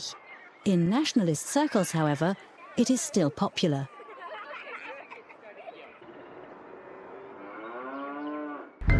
We are stopping the endless German movement southwards and turning our gaze towards the land in the east. If today we speak of new land in Europe, we can primarily only have in mind Russia and her vassal border states. Adolf Hitler, Mein Kampf. The first edition of Mein Kampf is published by the NSDAP's EAR publishing company and runs to 392 pages. Diary, October the 14th, 1925. I am finishing Hitler's book. With great excitement. Who is this man? Half plebeian and half God. Is this really Christ or just John the Baptist? Joseph Goebbels. The few authors who really took the time to read Hitler's book mocked the pompous style of his writing, his so-called prose, rather than dealing with his political program. Stefan Zweig. In the year 1945, the US military psychologist Gustav Mark Gilbert interrogates Rudolf Höss, the commander of the Auschwitz concentration camp, in his prison cell. To find out where the anti-Semitism came from, I asked him how he had arrived at his anti-Semitic views. He said for years he had read Goebbels' weekly editorials, as well as Rosenberg's The Myth of the 20th Century, and of course, Hitler's Mein Kampf. Gustav M. Gilbert, Nuremberg Diary. On November December the 23rd, 1923, a ban had been issued against the NSDAP. All of the party's holdings were confiscated, the administration in Munich shut down, and the party's newspaper, the Völkischer Beobachter, banned. During his imprisonment, Hitler allows the party to disband so that no rival can fill his post. Ludwigslust in Mecklenburg. This German federal state is an early stronghold of nationalist power. Hitler is not directly involved in party politics while in prison. Members of the movement link up with other nationalist forces, presenting them together as one single list of candidates in national elections on May 2, 1924. The list performs exceptionally well in Mecklenburg-Schwerin, where it gains 21% of the vote. The positive results convince Hitler to take power in future by legal means. Report of the Württemberg Emissary, December the 20th, 1924. The State Supreme Court has now overruled the appeal by the prosecution against the decision of the District Court, thereby granting probation for the remainder of the sentence. Karl Moser von Vilseck. Hitler's remaining sentence of 3 years, 333 days, 21 hours and 50 minutes is waived according to the pedantically exact court records.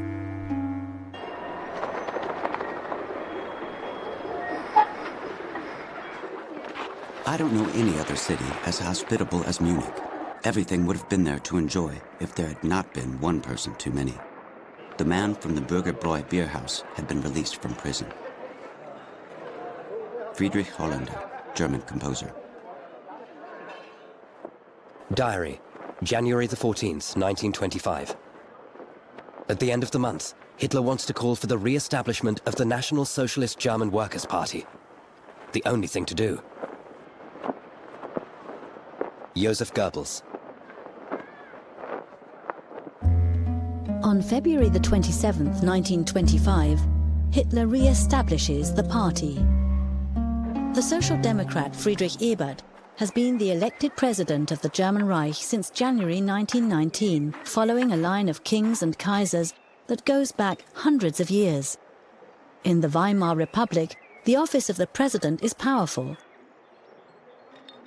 The Reich's army appears loyal to the Republic and its president. But large segments of the population are not happy with an elected president at the head of the government. 4 months of rehearsals in Berlin. Cut off from the outside, you experience world events only marginally.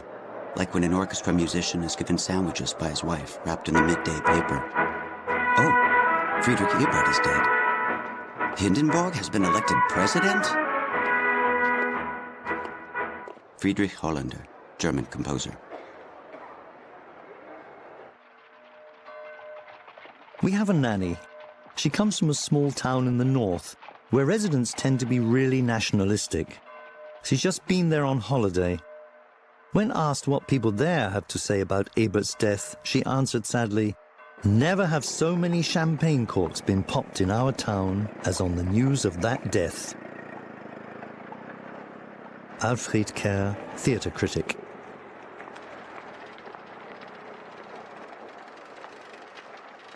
In the first round of elections for German president on March the 29th, 1925, Erich Ludendorff is the candidate of the newly formed NSDAP and other nationalistic groups. He only receives 1.1% of the votes. When Paul von Hindenburg enters the race in the second round of voting, Adolf Hitler orders his party to support the aging 77-year-old army general. Hitler is now unquestionably the sole leader of the national camp. Diary, April the 26th, 1925. Willy's 52nd birthday. At 10 o'clock the election began. 86 Hindenburg, 28 for Marx, 11 for Thälmann was the final result. In the school building, right and left were united by alcohol and sang patriotic songs. Henriette Schneider.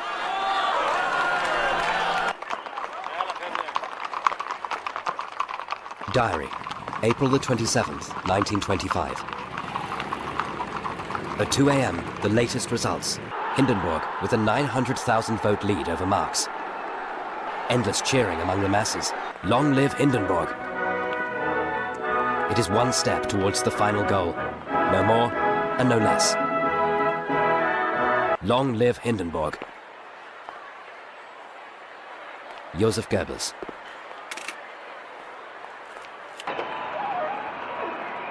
The election of Hindenburg as German president divides the Weimar period into two chapters. This closes the first, which you could probably, at a stretch, call revolutionary. And at the same time, it opens the second, which could best be described as a moderate restoration. Julius Leber, SPD member of the Reichstag. Diary, April the 26th, 1925. Hindenburg elected. Is he the man that Germany needs at this time? Is he not too old? Too easy to influence? Bella Fromm, German Jewish journalist.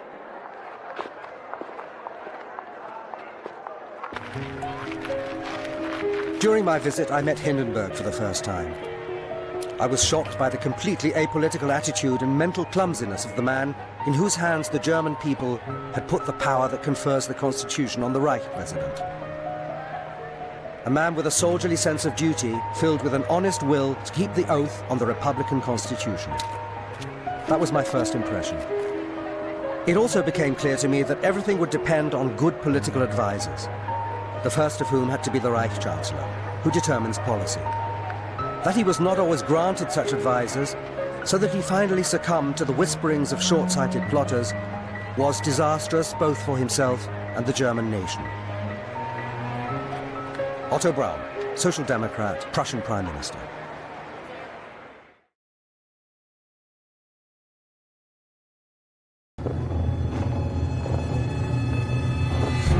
You think you know Adolf Hitler? You've never seen him like this before. Hitler's contemporaries, from his birth in Braunau to his death in the bunker, authentically flesh out the picture. Who was Hitler? Hitler neither finished school nor had any vocational training. He occasionally lived in homeless shelters or on the street. He refused to pursue a regular job. To this day, it seems inexplicable that he could come to power. Out of nowhere, Hitler became the Führer, leader of the German Reich, one of the most powerful men of the 20th century, starting an inferno that engulfed the world and brought death to millions of people. The nation worshipped him and followed him blindly into the abyss. But during his lifetime, he kept his origins and his life secret. No one should know how or who he was. Fascinating and oppressive accounts from companions, friends, and enemies, as well as the most extensive collection of archive material ever shown. Much of it, hitherto unpublished, reveal who Hitler was and how he could become what he was.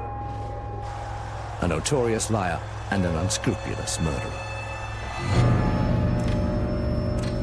As soon as Hitler gets out of prison, he re-establishes the NSDAP. After his imprisonment, he decides to take power by legal means instead of attempting a further coup.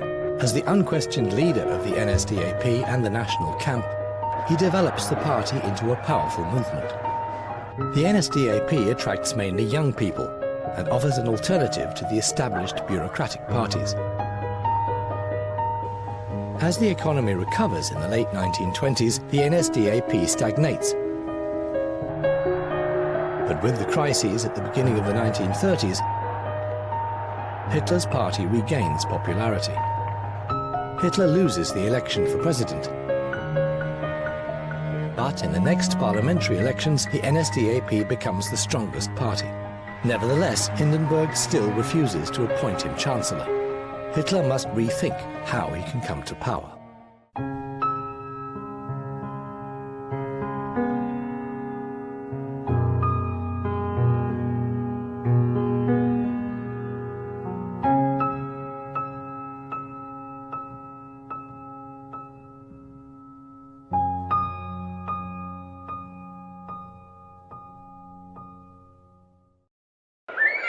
At the head of the Reich stood an imperial field marshal, as far as I knew, with ultra-conservative views and a limited intellect. The anti-republican Conservative Party, now called the German National, had occasionally participated in government. Why shouldn't this continue? Pursue further consolidation. Where were the alternatives? The communists would never come to power, certainly not the National Socialists. Dollermann, student. Diary, November the 28th, 1926. Departure Monday morning. Arrival in the afternoon in Essen. Straight to the boss. He's happy that I've come. To the auditorium. A huge hall, filled to bursting with people. Hitler comes in. Then he speaks for 2 hours. He was the Führer again, for whom it is a real pleasure to fight. Joseph Goebbels, NSDAP leader of Berlin. After imprisonment in Landsberg, Hitler becomes the sole leader of the nationalist movement. He feels chosen by destiny to show Germany the way to national salvation. Although the party remains unsuccessful at the polls and membership increases only slowly, the personality cult around Hitler is growing.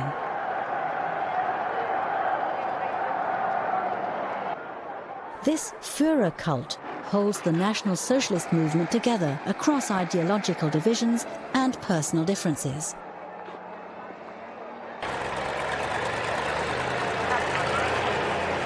The salute, Heil Hitler, also began to take hold at about this time.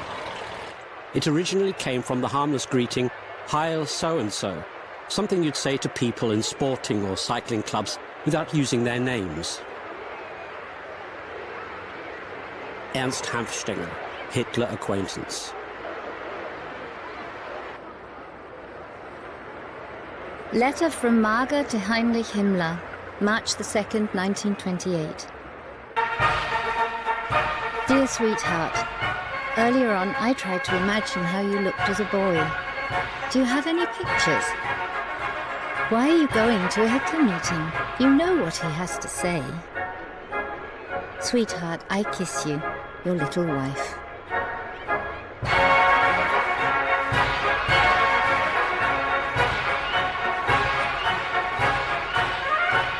Gregor Strasser in Dresden, 1929. The druggist Gregor Strasser has been the Reich Organization Director of the NSDAP since 1928, and thus the party's second most important man. In the north of the German Reich, he ensures a rise in popularity for the NSDAP, but he is a socialist revolutionary and committed to cooperating with the Soviet Union, and thus comes more and more into conflict with Hitler. Since 1925, Strasser has sponsored his secretary, the young Heinrich Himmler. At Hitler's behest, Himmler will have Strasser murdered by the SS on June the 30th, 1934. The German Interior Ministry states in March 1927 that the NSDAP is not moving forward. It did not succeed in bringing its supporters even close to the strength that it reached in the year 1923.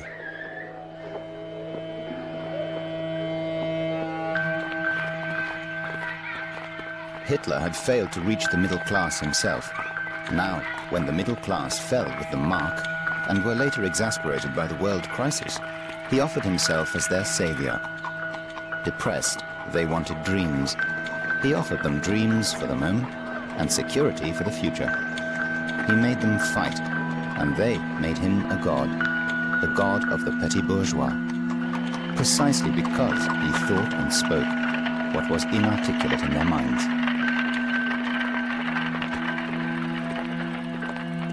Stephen H. Roberts, Australian historian who lived in Germany during the 1920s.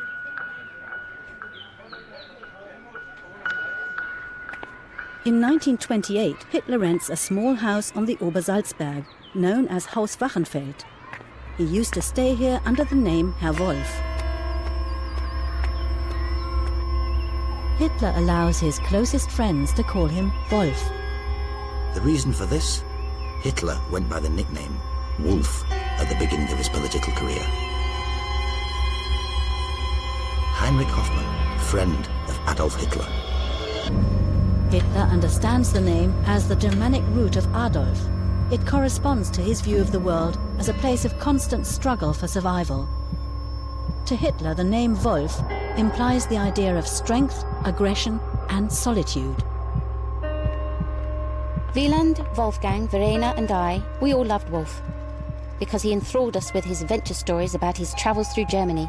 For us, his life was exciting because it was so different. Everything was like a fairy tale. Fridolin Wagner, granddaughter of Richard Wagner. Soon, Hitler has enough money to buy Haus Wachenfeld. From 1924 onwards, the German economy recovers. This leads to the 5 golden years of the Weimar Republic. Looking back on it now, I see the mad whirl of this Berlin of 1928 and 29 as a kind of Pompeian revel on the eve of the Vesuvian eruption. Sefton Delmer, correspondent of the Daily Express in Berlin.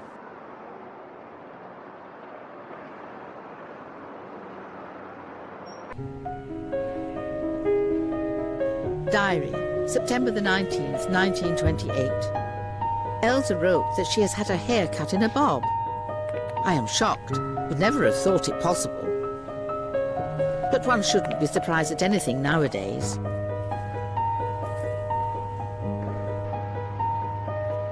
Diary, October the 3rd, 1928. Yesterday, Elsa visited, cheery and gay. Her bob suits her extremely well. Nevertheless, to me it looks awful and will remain so.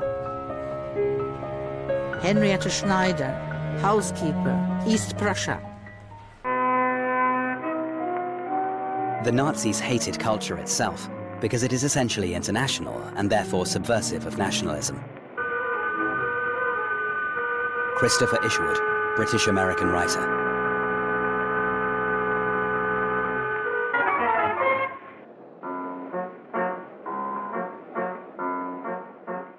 In the 1920s, Berlin was ahead of everything that was known as new in our field. It had everything. Reinhardt's great theatre, great film studios, great films. The most beautiful bars and restaurants, including gay bars. Berlin was productive and rich with ideas, rich in ideals, and at the same time practical, a combination never achieved before. Marlene Dietrich, actress and singer, memoirs.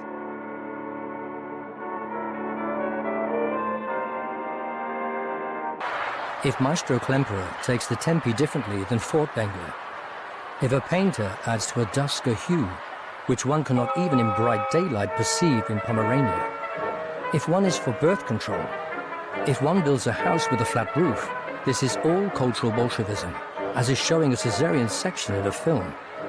Cultural Bolshevism is practiced by the actor Chaplin, and if the physicist Einstein asserts that the principle of a constant speed of light can only be invoked where there is no gravity, this must also be cultural Bolshevism, and a personal favor to Mr. Stalin.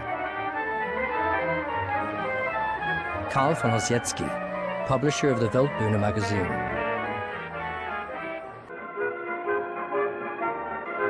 Art was no longer a mere ornament of life, but rather its immediate expression.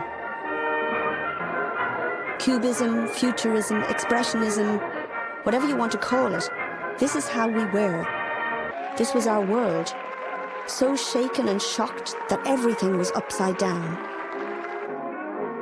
Surrealism? Of course, what else? Vicky Baum, writer and journalist.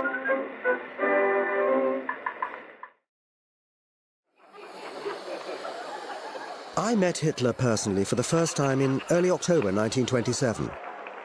He was accompanied by Rudolf Hess. In the hotel, Hitler immediately went to his room. Hess followed him quickly after ordering 20 bottles of mineral water for the lectern on the grounds that Hitler sweated a great deal during the big speeches, and he was liable to lose 5 pounds in weight. Albert Krebs, provincial NSDAP leader, Hamburg.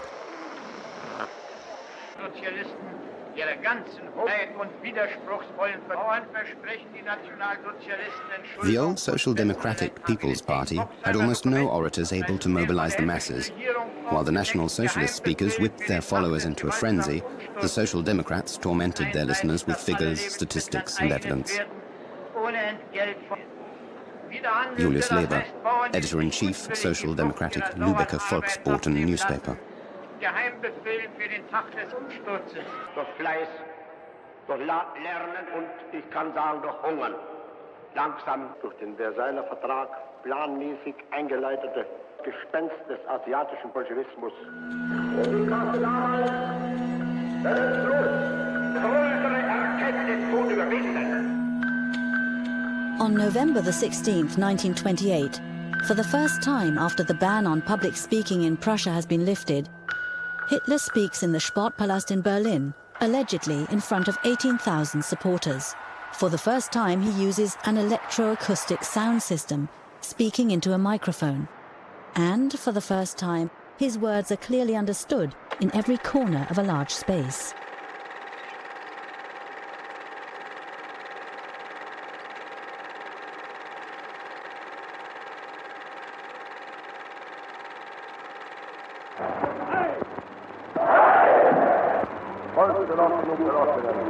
Sieg oder Niederlage, der Mittelstand verelendet, die Finanzen, also ist es typisch deutsch, 30 Parteien zu besitzen.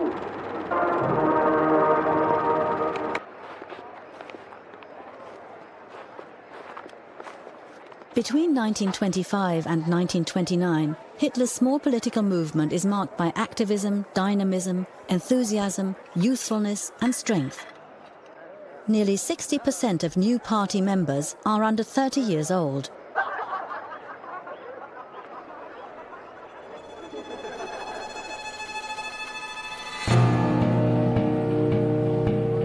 The Reich banner, black, red, gold, a League of German War Veterans and Republicans, was founded 1924 in Magdeburg.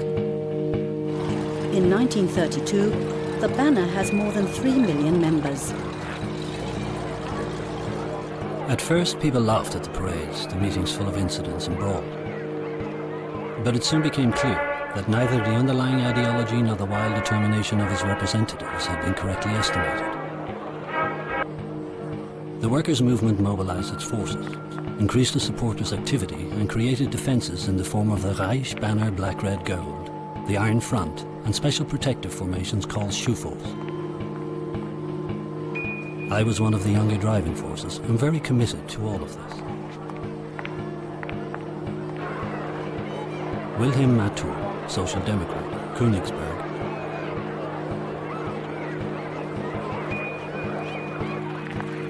There was only one way for us to save the Republic: to unite with the left-wing parts of the Democratic Party and the Centre Party and find a common approach. Due to the authoritarianism of the state, it would have been impossible for the Social Democratic Party to establish a purely party political military organization for the protection of the Republic and the working class against fascism.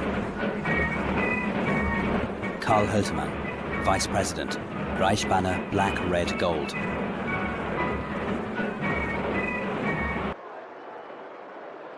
By the way, you could buy a pistol, a 7.65 caliber, factory new, for a giveaway price. A putsch was more or less expected any day. The air was full of such rumors. Horst Wessel, law student in Berlin.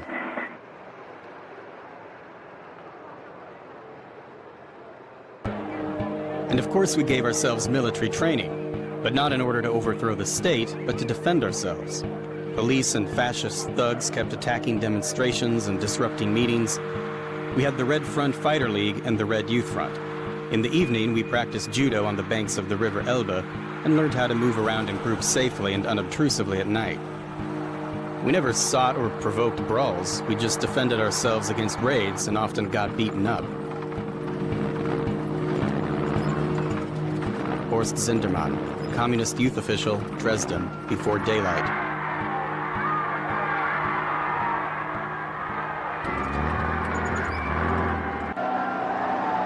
Street processions, press promotions, propaganda tours into the provinces created an atmosphere of activism and tension. There were countless clashes and wounded people, even dead people, left in the square. Horst Wessel, autobiography.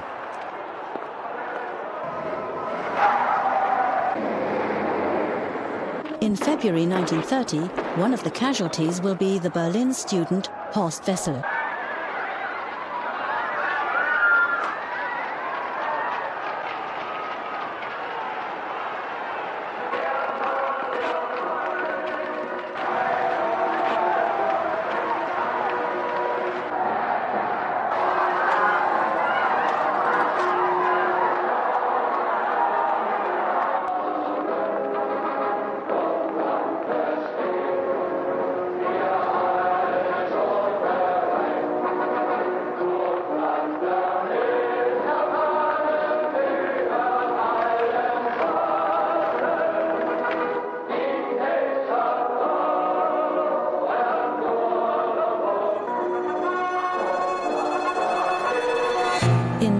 Elections on May the 20th, 1928, the Social Democrat SPD and the Communist KPD win 40% of the votes at the expense of the nationalist parties. The NSDAP earns only 2.6% of the votes and 12 seats.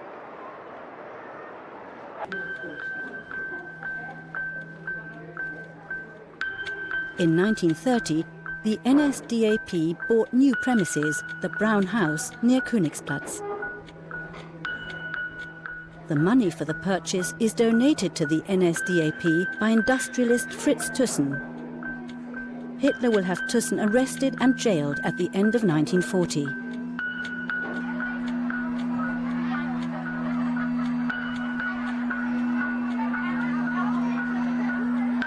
For his study, Hitler had a large corner room on the first floor, which I can barely remember because I seldom saw him there.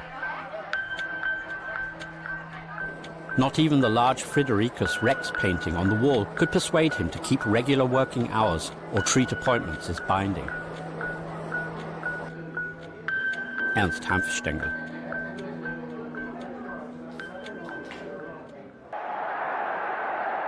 Despite the lack of political success, the party stages spectacular rallies, first in Munich and Weimar, then from 1927 onwards, exclusively in Nuremberg.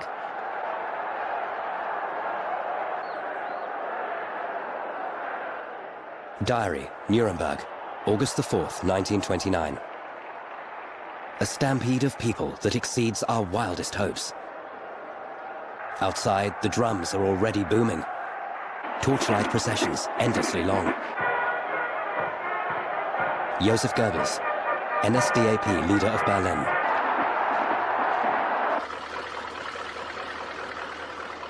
The party conventions are, without question, Hitler's personal work. Just as he was involved in building the SA, from the smallest details of the uniforms to the color of the collar patches, he concerned himself with the planning of the party conventions, right down to the decorations in the Congress Hall.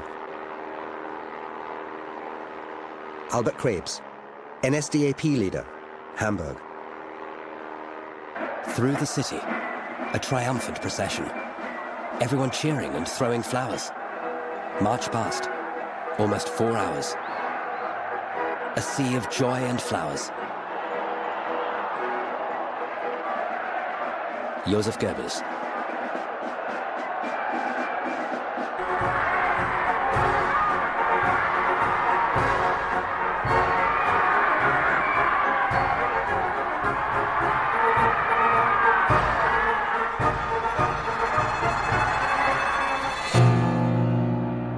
The continuing fragmentation of the party landscape is advantageous for the rise of the NSDAP. In elections, they win more and more support from the splinter and protest parties.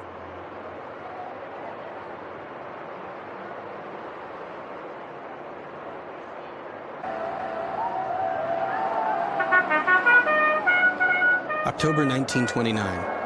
Angry autumn after a beautiful summer. Rain and calm weather, and something suffocating in the air. And it wasn't the weather. For the first time on the street, manure-brown uniforms. Sebastian Hafner, journalist, memoirs. The SPD had won the parliamentary elections of 1928 and since then led a coalition government with the middle-class parties. This falls apart over domestic policies 1 year after the death of the Liberal Foreign Minister Stresemann.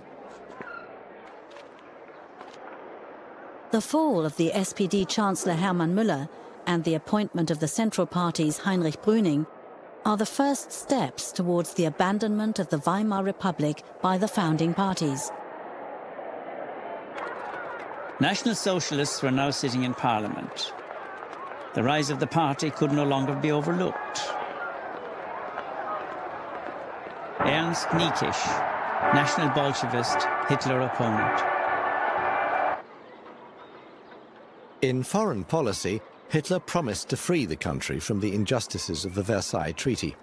Domestically, he promised to eliminate unemployment and political squabbling.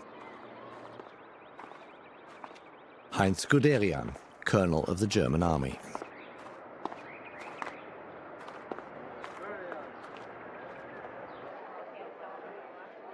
In 1930, Chancellor Brüning convinces President von Hindenburg to dissolve Parliament and call for new elections 24 months early.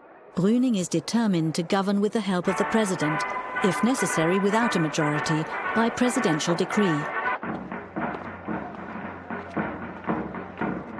Following the example of Italy, at the end of the 1920s, movements which are called fascist are gaining strength all over Europe. In some Eastern European states, dictatorial governments rely on the support of such factions. A union of fascists is also established in the UK, a party demonstration in Manchester in 1934.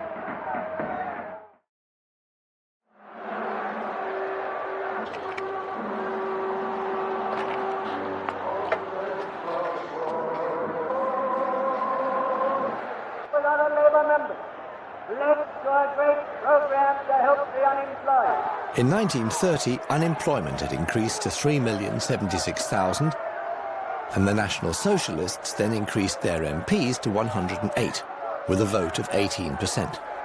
Less than 3 years later, the National Socialist Party came to power. Unemployment had risen to 6,014,000. Sir Oswald Mosley, born 1896, founder, British Union of Fascists. Diary, September the 15th, 1930. The first election results. Fantastic. The bourgeois parties are smashed. Up to now, we have 103 seats. A 10-fold increase. Joseph Goebbels.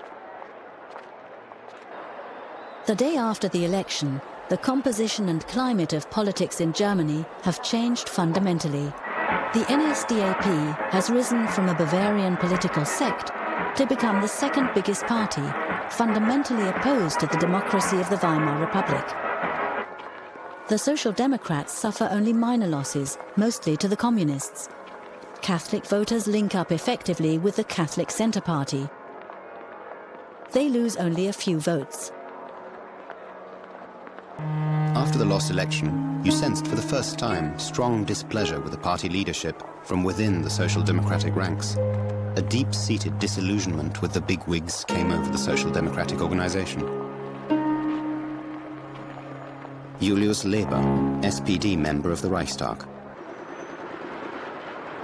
The electoral gains of the NSDAP are greatest in the predominantly Protestant regions of rural northern and eastern Germany.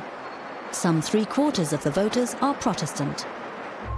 The middle class is overrepresented with 40%. Yet the NSDAP is not a purely middle-class party. The Hitler movement, as the party is called by friend and foe, finds favor among all sectors of society, including industrial workers. I went to a Nazi rally. It was held in a beer hall. Some drank beer, the others sat in front of empty tables. There were a lot of workers there. That hurt terribly. Ilya Ehrenburg, Russian Jewish author.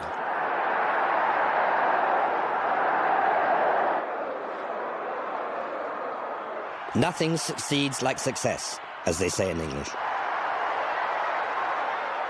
Stefan Heim, student in Berlin.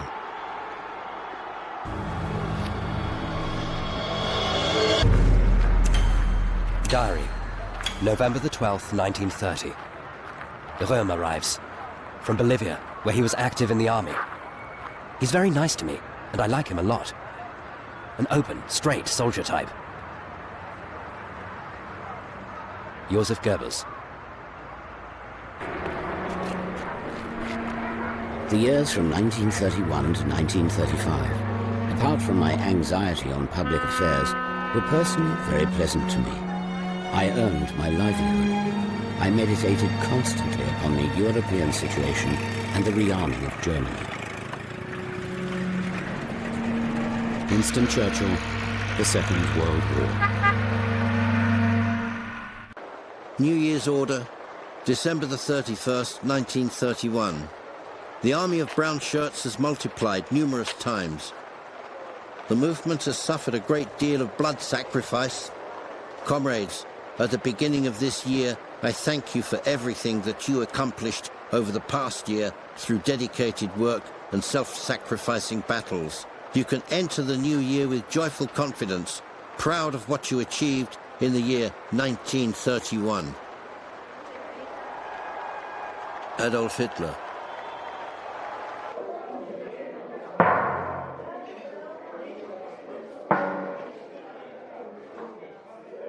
Hitler sent a really good New Year's message to the Nazis. The world will sit up and take notice. The communists will have to watch out. Henrietta Schneider, Diary.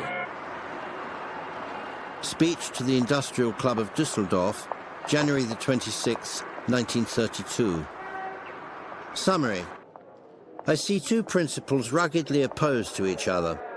The principle of democracy, which is the principle of destruction wherever it is practiced, and the principle of the authority of the personality that I would describe as the principle of achievement.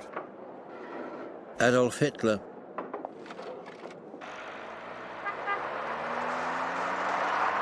The upper class is getting closer to Hitler. My grandfather had the right saying for these turncoats. You spit in their eyes and they ask you if it's raining. Bella Fromm, German Jewish journalist, Diary. Diary, Tuesday, February the 23rd, 1932. After coffee, Frau Knispel appeared with the news that Hitler is standing for the German presidential elections. Henrietta Schneider. After an internal party discussion in Munich on February the 2nd, Adolf Hitler decides to run in the first round of voting in the German presidential elections of March 1932.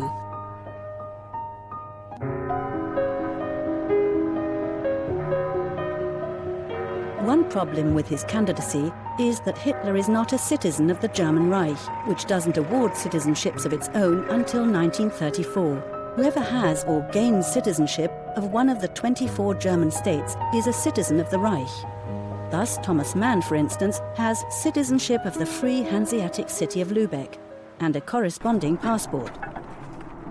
By law, Hitler was stateless, because bureaucratic chicanery on the one hand and personal negligence on the other had repeatedly delayed his proper naturalization. Now, however, settling this question was merely a formality once it had become possible for the Brunswick provincial government, made up of Nazis and German nationals, to arrange automatic German citizenship for him at any time by means of a pro forma appointment to some position in the civil service. Ernst Kampfstengel, head of the NSDAP Foreign Press Bureau. In the states of the German Reich, a civil servant automatically becomes a citizen and thus a German national. This also happened to the Swiss Albert Einstein, against his will, who had become a Prussian official in 1917. Hitler was entrusted with doing the job of a clerk for economic affairs of the state of Brunswick at the Brunswick Embassy in Berlin, an office he never held. It is thus all the more surprising that Adolf Hitler nevertheless re-registered his official place of abode as Brunswick. After all, for 1.5 years, Adolf Hitler appeared in the official list of inhabitants of Brunswick and deregistered on September the 16th, 1933 as Reichschancellor, Berlin, Wilhelmstrasse.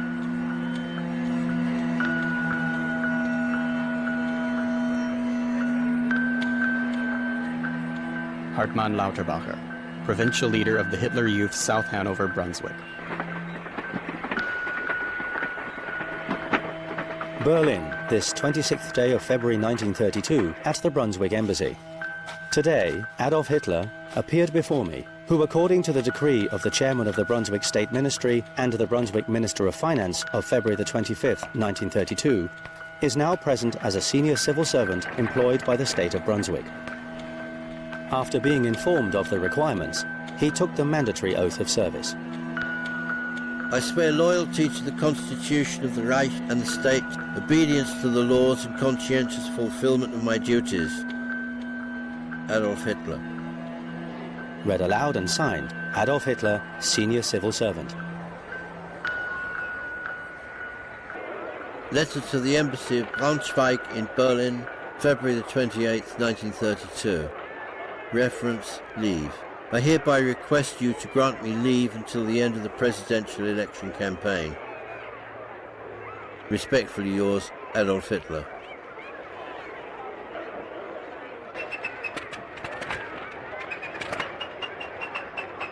When I landed in Munich on a day in March, I was told, Herr Hitler has rung from the Brown House. He's planning to fly to various cities in the Reich, and he wants to rent a plane. You have been recommended to him. During the election campaign, he wanted to travel by plane and visit up to 5 cities in one evening. Hitler told me that, frankly, he had little confidence in flying. He saw the flights as a necessary evil. And so it was that in 1932, 3 major election flights were made. Hans Bauer, Lufthansa pilot, I flew the powerful of the world.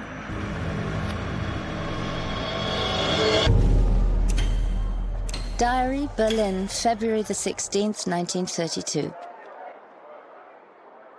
What a strange country in which the presidency must be decided between Thälmann, Hitler or Hindenburg. Thea Sternheim, art collector and author. Hindenburg was meant to serve as a shield against Hitler's rise. That was also the reason why the Social Democrats supported his re-election in 1932. Paul Löbe, Social Democrat, President of the Reichstag.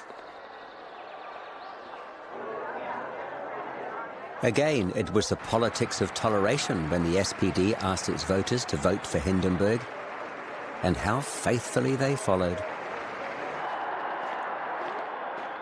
Golo Mann, Memoirs and Thoughts. Diary, Monday, February the 29th, 1932. Who will win? Henrietta Schneider.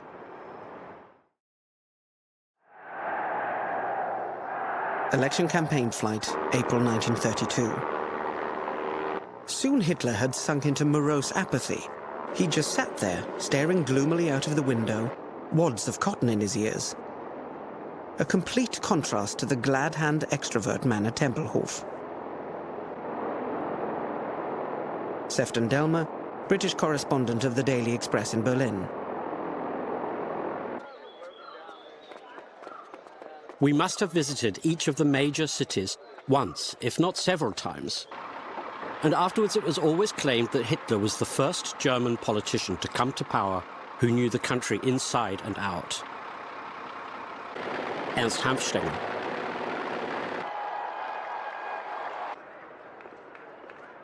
As the door of the aircraft was flung open, Hitler ducked out and immediately threw himself into his Führer pose. There he stood, bareheaded, upright and unsmiling, his hand raised in greeting. Sefton Delmer. It was always the same routine. He gave his presentation, had his bags packed, and on to the next city. Ernst Hanfstengel.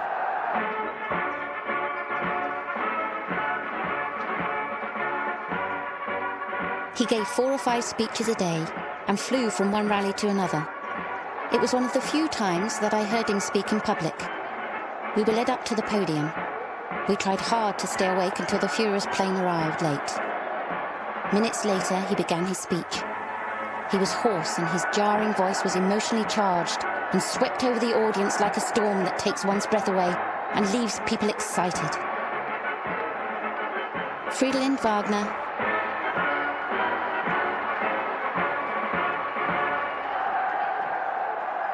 Diary, Weimar, April the 10th, 1932, Sunday. Second round of voting in German presidential election. Hindenburg finally elected over Hitler. Harry Graf Kessler, publicist and diplomat. When the victory of a tired, senile, not overly bright old soldier like Hindenburg over an obnoxious, hysterical social climber is the best that we can get, it's good night, Germany. Vicky Baum, writer.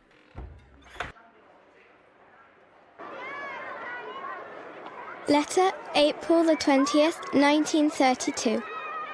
My dear Mr. Hitler, for your birthday, we are sending you our best wishes from our warm children's hearts. When we told our parents that it was a pity we couldn't do anything for you because we're only 10 and 5 years old, our parents said you can pray for Adolf Hitler every day, and we'll be doing that every evening.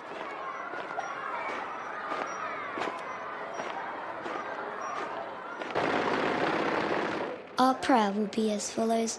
O God, may your blessing accompany Adolf Hitler wherever he goes. Give him the strength to free the fatherland, seen with a strong, good hand.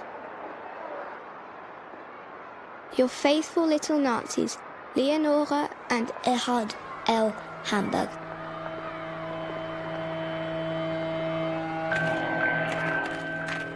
I myself have no instinct for the character expressed in faces. For a long time, I have had a not very pleasant, yet not strongly unpleasant impression of Hitler in photographs. Ludwig Quidder, German Nobel Peace Prize laureate, 1927.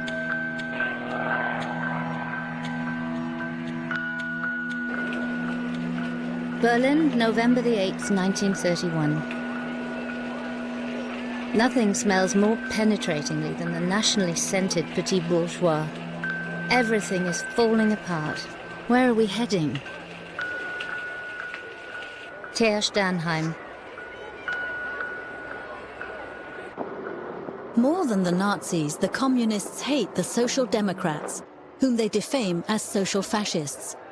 With what they call a Leninist strategy, they want to make the Weimar Republic ungovernable and create conditions for a revolution through the collapse of the capitalist system.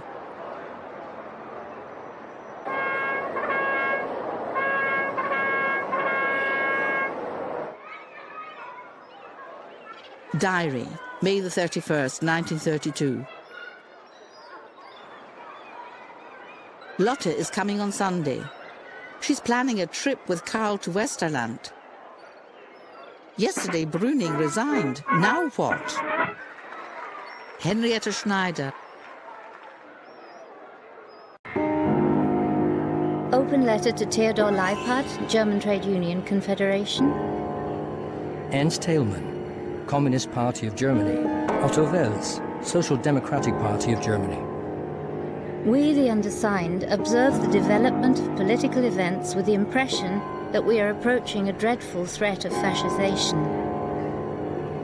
In our view, this danger can be eliminated by the merger of the two major workers' parties in the election campaign. The responsibility lies with the leaders. Only the obvious desire of the workers to stand together should be decisive. Albert Einstein, Heinrich Mann, Käthe Kollwitz.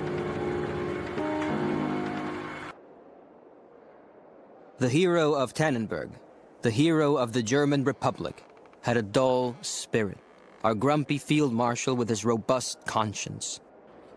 With truly Germanic blind loyalty, he betrayed the pious chancellor to whom he owed his power. Brüning was fired. His successor, the comparatively liberal General von Schleicher, was soon the target of wild intrigue.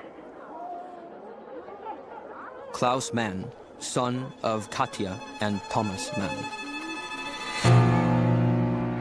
In June 1932, Franz von Papen, on behalf of Reich President von Hindenburg, forms a right-wing conservative cabinet, which is without a majority in parliament. The new chancellor hopes for the support of Hitler and, according to Hitler's demand, asks the Reich President to call new parliamentary elections on July the 31st. For far too long, we had been content with laughing and joking about the house painter Hitler. Karl Zuckmayer, German-Austrian dramatist. Diary, Sunday, July the 31st, 1932. The hatred of the parties is awful. At 10 o'clock, the elections begin, without Wilhelm. He is plagued with neuralgia. Henrietta Schneider. The triumph of the National Socialists in the July elections of 1932 is a Pyrrhic victory, although all forms of propaganda have been exhausted, leaving the party deeply in debt. They have barely increased their vote over the elections of the spring.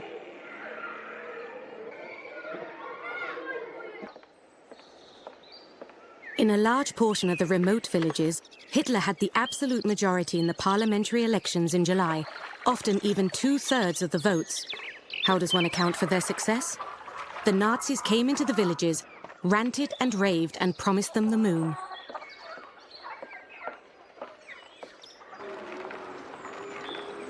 Maria Leitner, German-speaking Hungarian journalist and communist.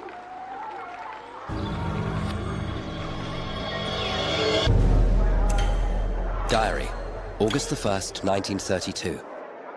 Election results. We have gained a little ground. Marxism has gained a great deal. Now we have to seize power and wipe out Marxism.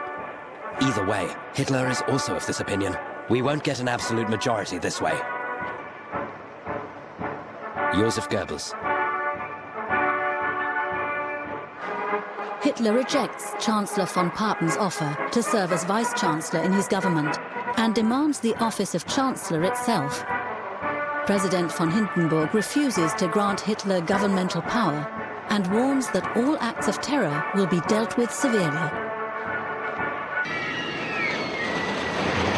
As almost all the major parties in the Reichstag want to bring down von Papen's government, Reich President von Hindenburg dissolves the newly elected parliament in September and calls new elections on November the 6th, 1932. Diary, Wednesday, September the 21st, 1932. I'm following political developments in a state of pleasant titillation and yet numbness. I literally have no sympathy for any of those now wrestling with each other.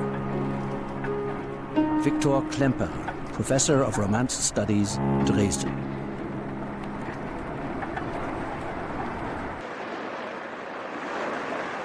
Diary, Friday, October the 21st, 1932. Lotte announced that she had seen Adolf and that she really liked him. Lore also heard him, but didn't see him well. She couldn't afford an expensive 5-mark seat. Henrietta Schneider.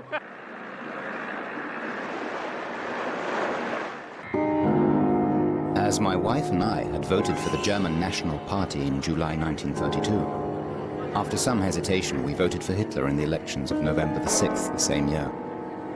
So we too succumbed to the fallacy that a government takeover by the NSDAP would stabilize political and economic conditions. Alexander, Count of Donau-Schlobitten, East Prussian landowner. Diary, November the 6th, 1932. Complied with compulsory voting, but still Social Democrat. Election results on the radio, the Nazis have lost, the KPD have gained. Klaus Mann, writer.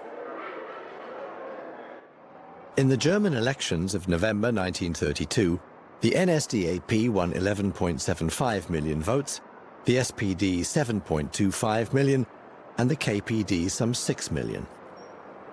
So together, both workers' parties were a lot stronger than the Nazis. Mannes Sperber, Austrian writer and KPD member at the time. In the state elections in Thuringia in December, the NSDAP even loses 40% of its votes. Many unemployed people turn their backs on the Nazis. They now put their hopes in the communists and the German nationals. Many leftists believed that Hitler would never recover from this setback and had ceased to be a menace. Christopher Isherwood, British-American writer.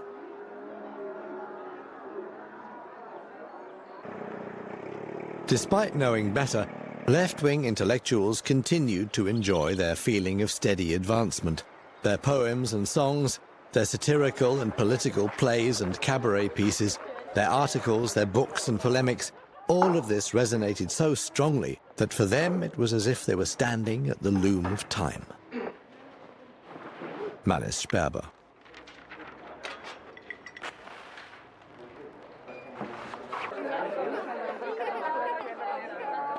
Hitler doesn't win the election after achieving a majority, but despite losing votes in the parliamentary elections of November. He needs the support of reactionary allies in high places. They believe that with Hitler's help, they can eliminate the communists and social democrats.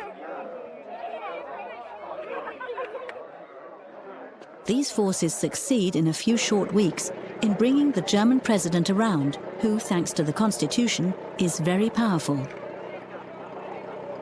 Snow was already falling heavily, and the shop windows were festively decorated. It was hard to get through the crowds thronging the sumptuously bedecked department stores. The new General Chancellor did not dissolve the Reichstag at all. So, thank God, there were no new elections. The people were allowed to celebrate Christmas and New Year's Eve in peace. There was knee-high snow in the streets, and the rush of the hungry unemployed to do the work of removing the snow was so strong that there weren't enough shovels to go round. Oscar Maria Graf, writer, From My Life.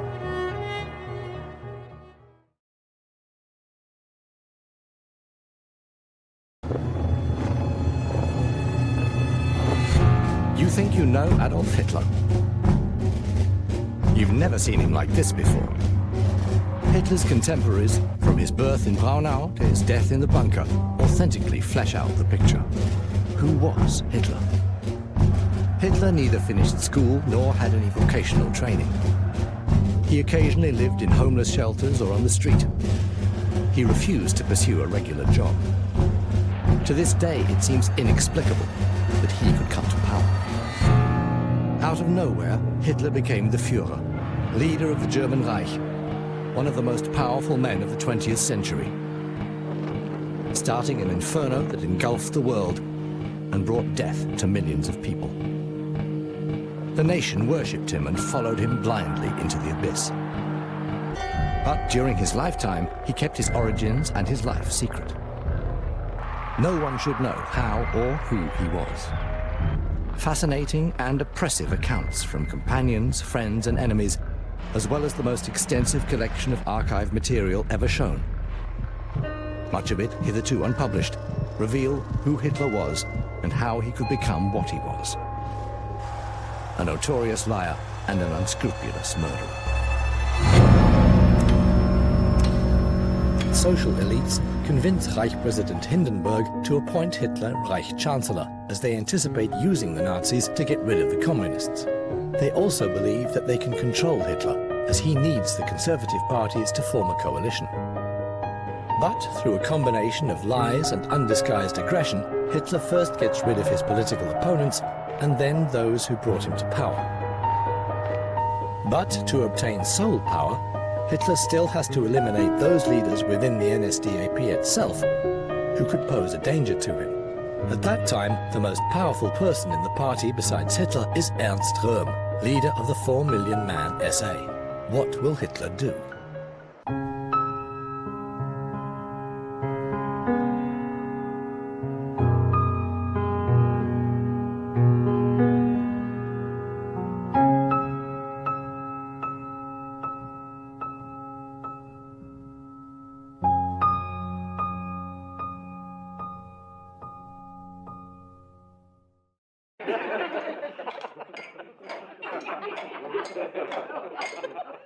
January the 1st, 1933. Hitler was in a good mood that evening and talkative, like in the old days. Before he left, he added to his entry in the guest book, "On the first day of the new year." Then he looked at me and said, with suppressed excitement, "This year belongs to us." Ernst Hanfstengel, head of the NSDAP Foreign Press Bureau. The party had overshot its peak and was immensely in debt. According to Otto Strasser, it was some 11 million marks. Theodor Duesterberg, leader of the Stahlhelm Soldiers Association. After Hindenburg had decided against Chancellor Brüning, the president turned his attention to the forces of the great agrarian heavy industry coalition that operated with Hitler against Brüning, his natural allies.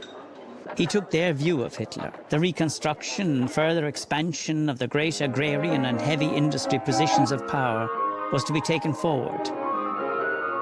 But the power was not to be transferred to the National Socialism.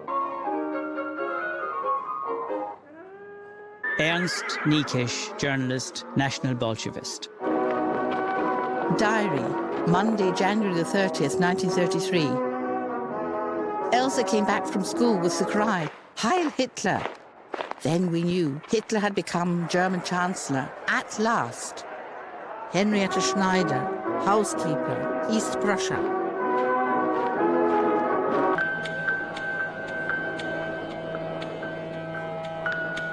On January the 30th, 1933, Hindenburg appointed Hitler Chancellor.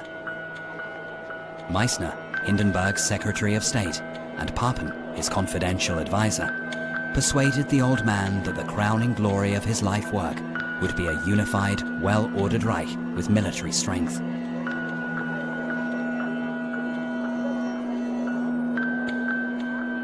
He believed them. Erich Kochweser, liberal German politician in exile in Brasilia.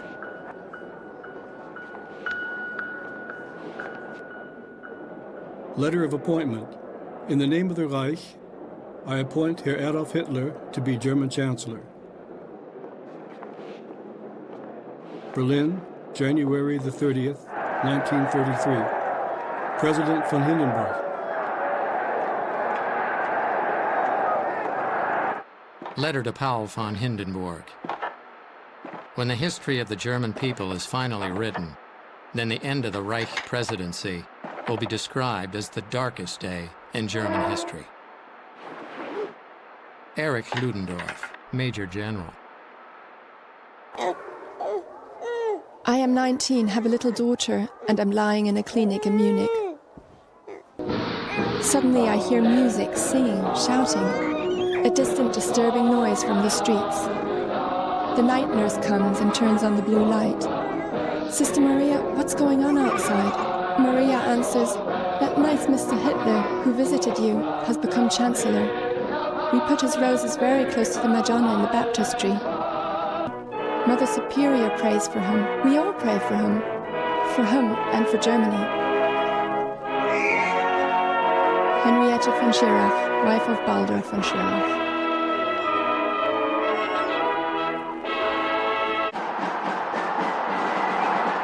Diary, Tuesday, January 31st, 1933. In Berlin, there was a lot of cheering during the night. The crowd moved past Hindenburg for 3.5 hours. A huge torchlight procession. Henriette Schneider. This Dr. Goebbels is a wizard, Hitler said to me. Where did he get so many torches in such a short time? Heinrich Hoffmann, photographer. A fragment of film developed with an early AGFA colour film process. It shows thousands of extras recreating the torchlight procession through the Brandenburg Gate. It's supposed to remind viewers of January the 30th, 1933. Hitler doesn't seize power, nor is it transferred to him. Hitler obtains sole power through lies and continued broken promises to other parties. He swears to uphold the Weimar Constitution and to comply with the Articles. He deceives the mighty German president, the elites who are now collaborating with him, the voters, and the world community. Our fanatical belief in victory had to wear down our opponents over time. We marched triumphantly through the Brandenburg Gate and will one day go down in history as the pioneers and heralds of a new, better era. Gustav Heinz, Berlin essay man. That the Nazis are enemies for everything dear to me, I was not for a moment mistaken about that. Where I was completely mistaken was how terrible an enemy they would become. Sebastian Hafner, journalist, Memoirs. Radio address, February the 1st, 1933. Now, German nation, give us 4 years, then you can judge and sentence us. Adolf Hitler, Reich Chancellor. Diary, Friday, February the 3rd, 1933. Red terror is everywhere. You can't get used to Hitler. Henrietta Schneider. The majority of his ministers were members of the German National People's Party. He utterly despised the party and was convinced that he would one day be able to rid himself of them. To be able to carry this out, he set one condition to which the German president also agreed. He wanted the power to order new elections. Ernst Niekisch.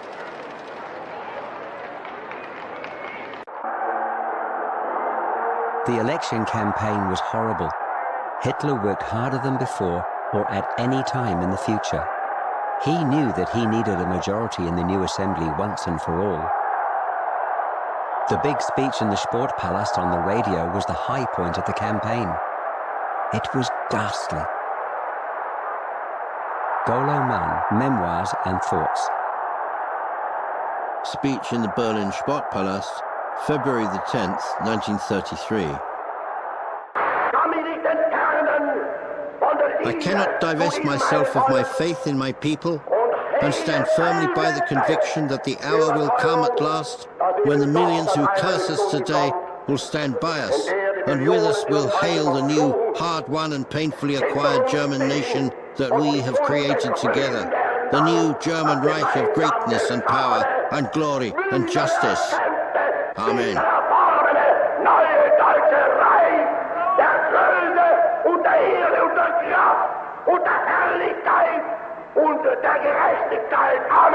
Adolf Hitler, Reich Chancellor.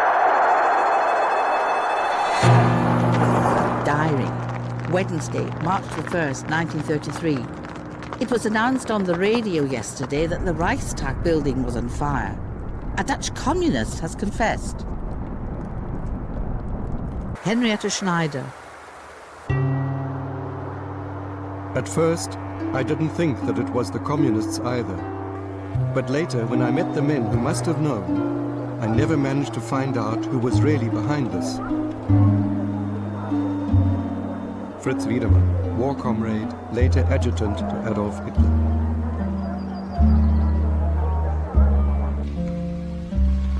Edgar, schläfst du früh? I had decided to finish my last film, The Burning Secret, from a book by Stefan Zweig, and then go to France. The premiere of the film had the misfortune of being on the same day as the Reichstag Fire. Everyone in Berlin was laughing about this coincidence. I had to leave because the SA was after me. Robert Seelbach, German Jewish film director. Mutti, Mutti. On On Saturday, March the 4th, 1933, the Führer's aircraft Richthofen lands at Devaux Airport in Königsberg. Winter still has East Prussia in its grip. Despite the bitter cold, the SA have mustered for the reception. The Chancellor Adolf Hitler will give a speech in Königsberg today and is accompanied by a large entourage, including a Hohenzollern prince. August Wilhelm, known as Auvi, is the fourth eldest son of the exiled emperor and an ardent Hitler supporter. Hitler's speech is broadcast on all stations. This coming Sunday is the Reichstag election.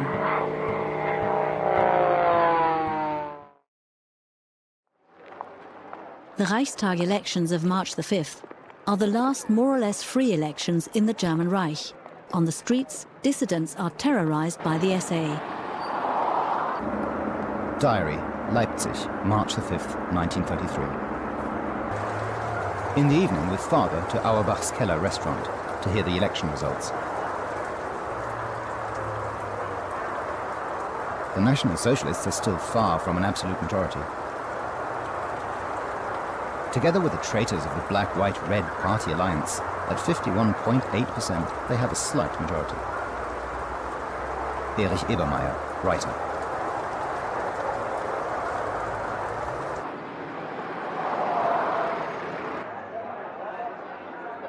The terror that was felt everywhere interfered, of course, with free elections, but it influenced the results only slightly. Mannes Sperber, member of the Communist Party KPD. In the elections, the NSDAP profits from the high turnout of 88.8%, gaining 43.9%. It has to form a coalition with the German National People's Party. The additional votes come mostly from former non-voters. The NSDAP also profits where it is already strong, among young Protestant voters, farmers and farm workers, the self-employed, civil servants, and the lower middle class. In the industrial segment, where the workers are often organized in unions, there is again no decisive breakthrough for the NSDAP. But on March the 5th, 1933, probably 1/3 of the workers vote for the Nazis. Diary, March the 6th, 1933. Monday. The Nazis and the National People's Party do not have the 2/3 majority necessary to change the constitution. Graf Kessler, publicist and diplomat. But the majority of Germans don't want a parliamentary democracy either. The democratic parties remain clearly in the minority, because 12.3% of the voters cast their votes for the communists. The political parties, including the Social Democrats and the unions, haven't shown any overwhelming evidence of prudence and courage in recent weeks. Paul Löbe, Social Democrat, Vice President of the German Parliament. Diary, March the 10th, 1933. Every day the newspapers have new reports on Hitler's rise to power. The higher-up civil servants are losing their cushy positions, much to our delight. Germany is being swept clean. The communists will soon have disappeared from sight. That is Hitler's goal. Henrietta Schneider.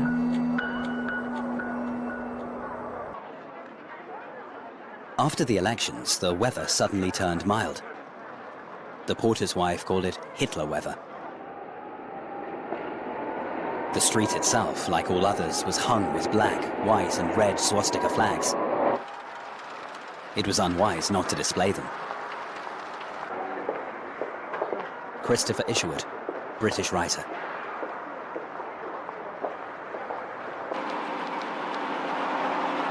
March the 12th, 1933. Press dispatch. The office of the Reichstag sent the newly elected members an invitation to the opening session. According to a directive, the communist members of the assembly were not sent an invitation. Vossische Zeitung newspaper. Diary, Tuesday, March the 21st, 1933.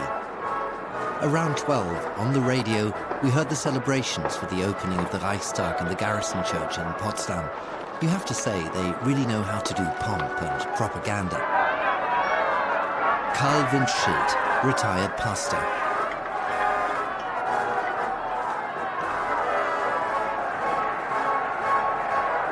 Company followed company. The city of Potsdam stood like an iron fortress in army grey from the old market to the garrison church. Across from us were the SA, the SS, and the Stahlhelm, the League of Front Soldiers.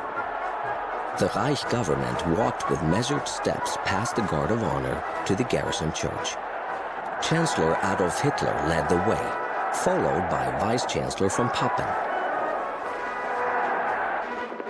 After the president had passed the honor guard, the government and the new parliamentarians, with the exception of the communists and social democrats, entered the garrison church. Wilhelm Ernst Bierstedt, Grenadier, First Class, report.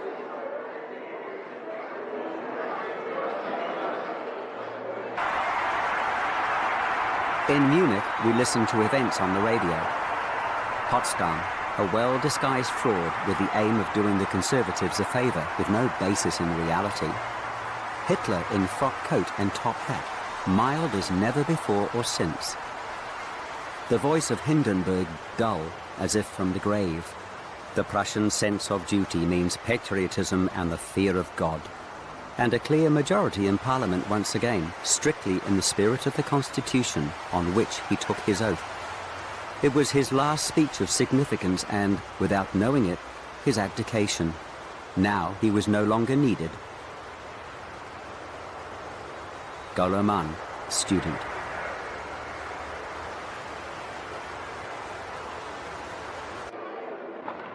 Diary, March the 25th, 1933. The Reichstag session the day before yesterday must have been terrible. The representatives had to walk through a regiment of SA people flanking the path to the chamber, a most unpleasant gauntlet. Bella Fromm, German Jewish journalist.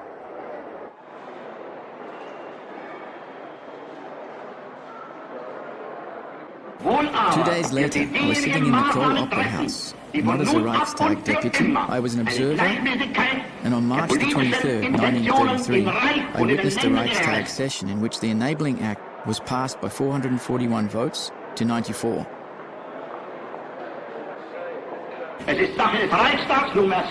Arthur Axmann, member of the leadership of the Hitler Youth. Und der sich mit ihm verbrüdernden anderen Organisationen ändert dies nichts. The debate in the Reichstag should have begun with a sharply worded protest against this blatant breach of the Constitution, through which more than 80 fully legitimate communist members of the Reichstag were excluded. All parties remained silent, including the Social Democrats, who accepted this constitutional breach. The Social Democrats did at least reject the Enabling Act, in contrast to the Centre Party, the Bavarian People's Party, and the State Party. Ludwig Quidde, German Nobel Peace Prize laureate, 1927. With the so-called Enabling Act, Hitler demands extraordinary powers for himself and his government, thus paving the way for a dictatorship. Otto Wels's speech was a masterpiece of style and content, a final farewell to the faded era of humanity. Wilhelm Högner, SPD Member of Parliament, Memos.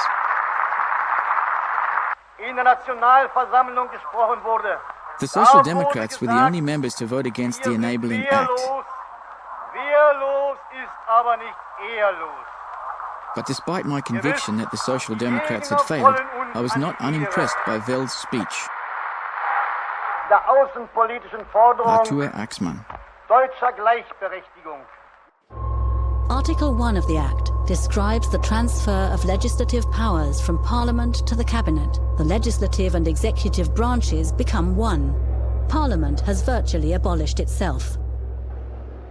Meine Herren, seit dem 30. Januar hat sich in Deutschland eine Umwälzung vollzogen, die in unserer Geschichte einst mit Recht als die nationale Revolution bezeichnet werden wird.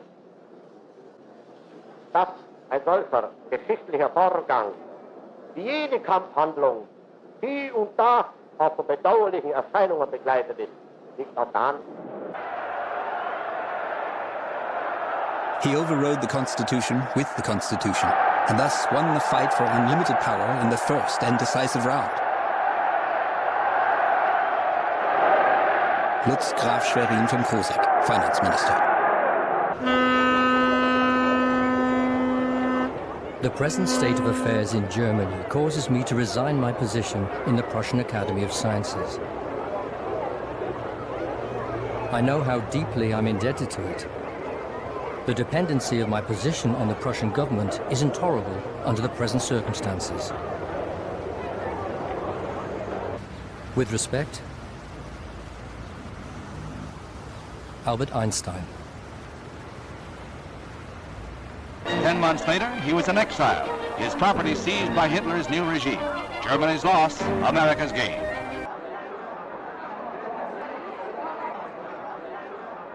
Report of statement by Hermann Göring to members of the foreign press on March the 25th, 1933. There was no one in Germany who had had even a fingernail cut off. He didn't deny that several thousand communist functionaries had been arrested, but they were treated exactly the same as other prisoners. There had also been cases where Jews had been arrested and beaten. The minister explained.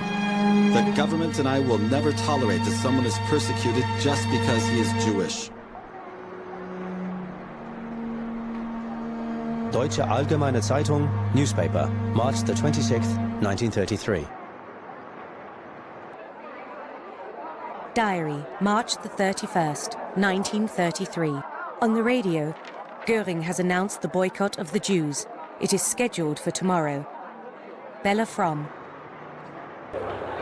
At each entrance stood 2 or 3 uniformed SA soldiers, who weren't aggressive, but merely reminded those shopping that this was a Jewish business. Christopher Isherwood.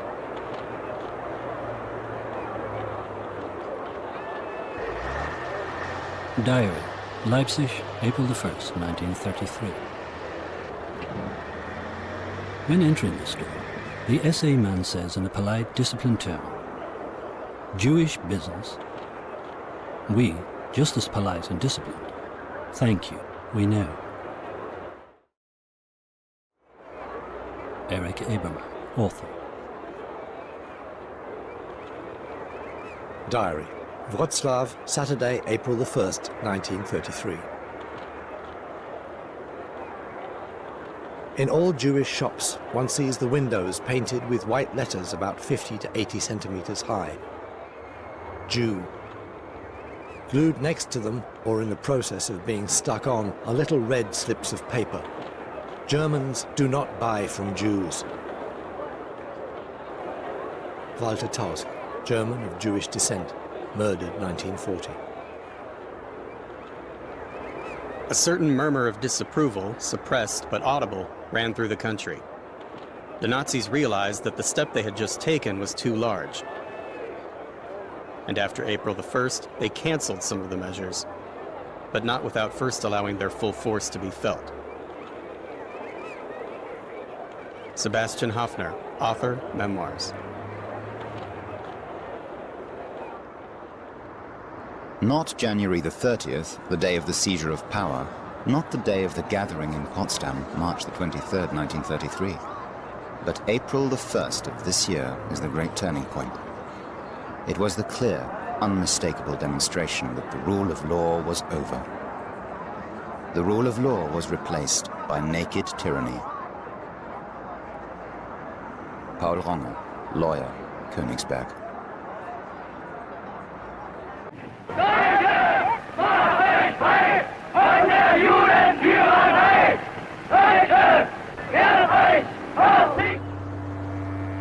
Diary, April the 1st, 1933.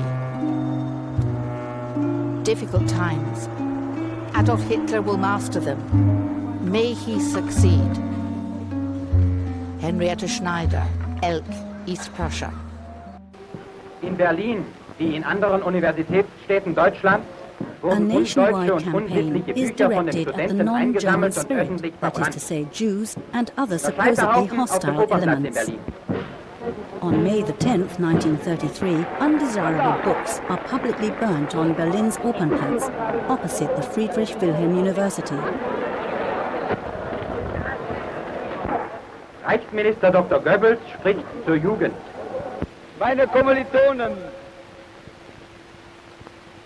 deutsche Männer und Frauen,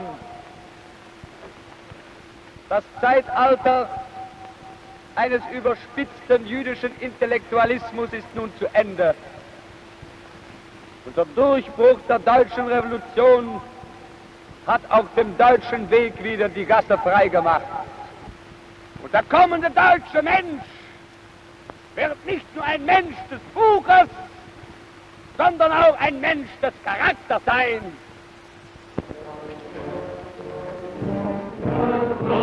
Among the authors whose works are thrown onto a large pyre by Berlin students are the German Jews Theodor Wolff and Emil Ludwig, but also the atheists Karl Marx and Karl Kautsky, along with Sigmund Freud and Erich Maria Remarque, Kurt Tucholsky, Karl von Ossietzky and Erich Kästner.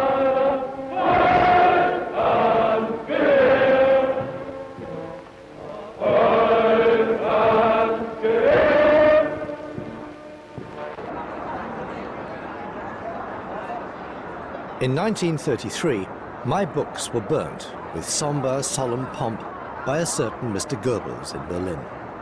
He triumphantly called out the names of 24 German writers who were to be symbolically eliminated forever.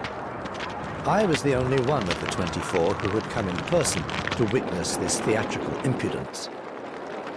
I stood in front of the university, wedged in among students in SA uniform, the pride of the nation, watching our books fly into the twitching flames and listening to the cunning little liars' schmaltzy tirades. Erich Kästner, author.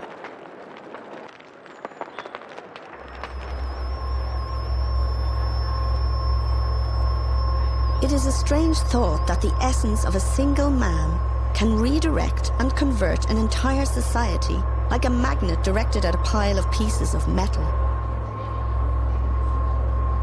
Karen Blixen, Danish writer. Anyone who did not fight against the Hitler state effectively served it. Esther, Countess of Schwerin, East Prussian landowner.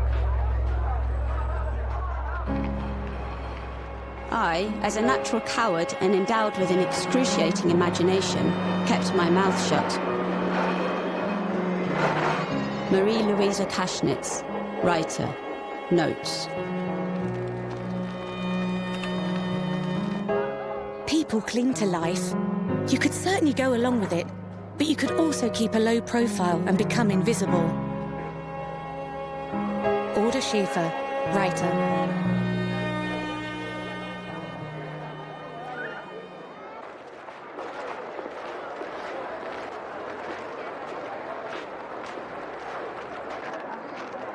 Letter from prison, June the 7th, 1933. You know that imprisonment doesn't depress me at all. What could I really do outside at the moment? Shrug off the sad looks of the workers with a humiliated heart and sagging shoulders, and tell them that I cannot change it either? It's better to be outwardly unfree, and inwardly face the future with a proud soul. Julius Leber, SPD member of the Reichstag. The first improvised concentration camps are run by the SA and are then taken over by Himmler's SS, thus creating the SS state. There were concentration camps in Germany at the time, including one in Oranienburg. It's true that Hermann Göring set up the first when he was head of the Prussian police. They weren't intended for Jews, however, but for the communist enemies of the state. Emmy Göring, née Sonnemann, actress. When Himmler requested that I join the active SS, the guard troops of a concentration camp, I had not thought about concentration camps. The term was too strange for me. I had no concept of what it was. Rudolf Höss, member of the SS.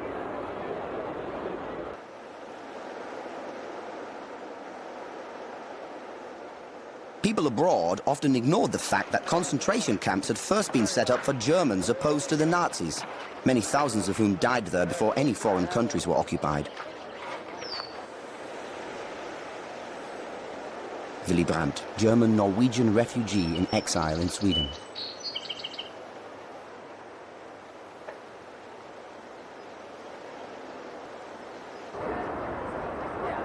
National Socialism is nothing new. Just the faithful, old, supportive, noble German manner, which has been buried for years and has been brought back to life by our Führer. Maria Engelhardt, NSDAP member, Duisburg. That's why I want to pray to God on my knees every day, that Hitler, who we need so much today, stays healthy for many years. Wilhelm Meyer, NSDAP member, Kaiserslautern.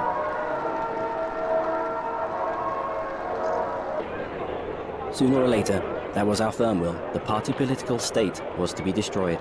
A nation ruled by 35 parties had to one day collapse as a result of the friction between the interest groups. Gerhard Ulein, NSDAP member, Tilsit, East Prussia. Diary, June the 25th, 1933. The Stahlhelm organization is subordinated to the NSDAP. The German National Party office is occupied. The German nationalist combat groups and numerous associations have been dissolved. The Christian workers' trade unions have been called enemies of the state and dissolved. A state commissioner has been appointed for the Protestant Church. A number of leading social democrats have been placed in protective custody, among them former Reichstag President Nuremberg. Kurt F. Rosenberg, German Jewish lawyer, Hamburg.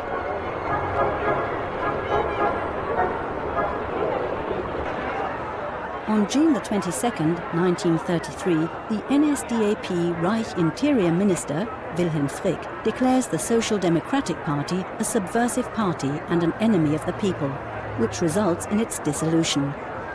With the arrest of 2,000 officials by the Bavarian political police led by Himmler, the end of June sees the demise of the Catholic Bavarian People's Party, which is dissolved on July the 4th. One day later, the Centre Party, the last remaining political party besides the NSDAP, is banned. On June the 14th, 1933, the law against the formation of new parties ensures that the NSDAP remains the only authorized political party in Germany.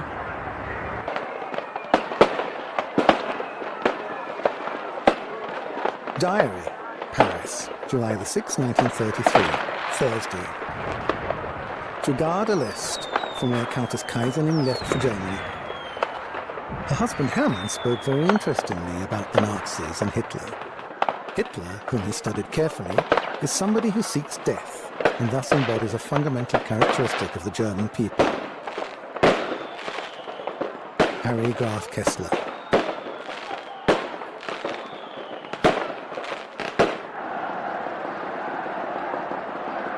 Pageant in Schwelm in May 1939. The Germans are still daring enough to put on a parody of the Führer.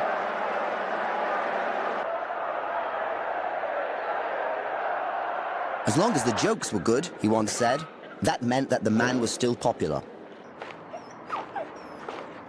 Wilhelm Krause, personal assistant to Hitler. He had such a natural sense of humor and was full of genuine happiness and warmth in those years. Emmy Göring. As an artist, I was able to get to know him privately. Good-natured, with a sense of fun, receptive to harmless jokes from others, himself humorous, and with a lot of self-irony. Albert Speer, the Kranzberg Protocol.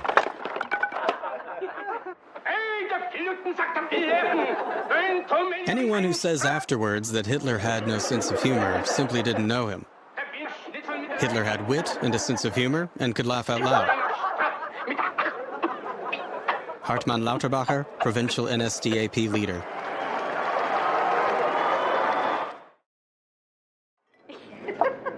Hitler's laughter always had a touch of scorn and sarcasm.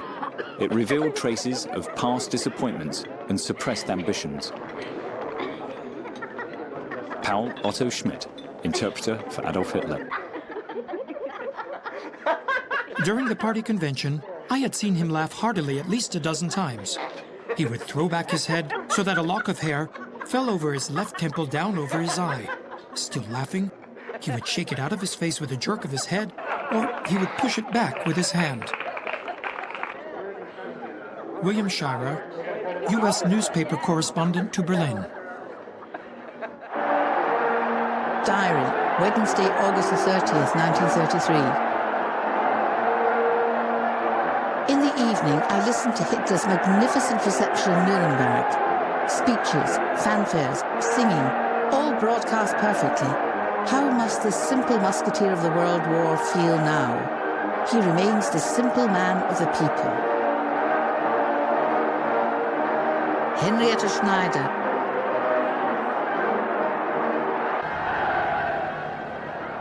The first Nazi rally film, Victory of Faith, is produced by the director Leni Riefenstahl on just a small budget.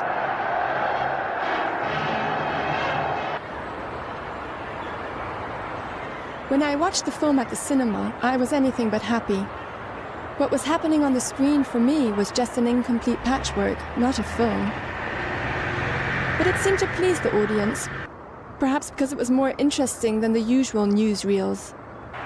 I certainly did not watch it a second time.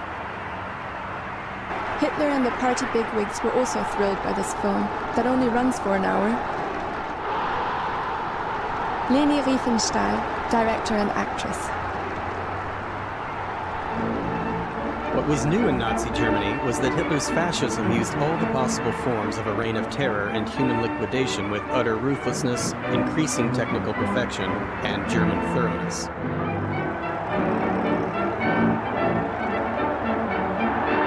For the first time, the politically uniform mass media of a whole country, including the new media, radio, and sound film, were unashamedly used to serve a murderous, anti-communist witch hunt.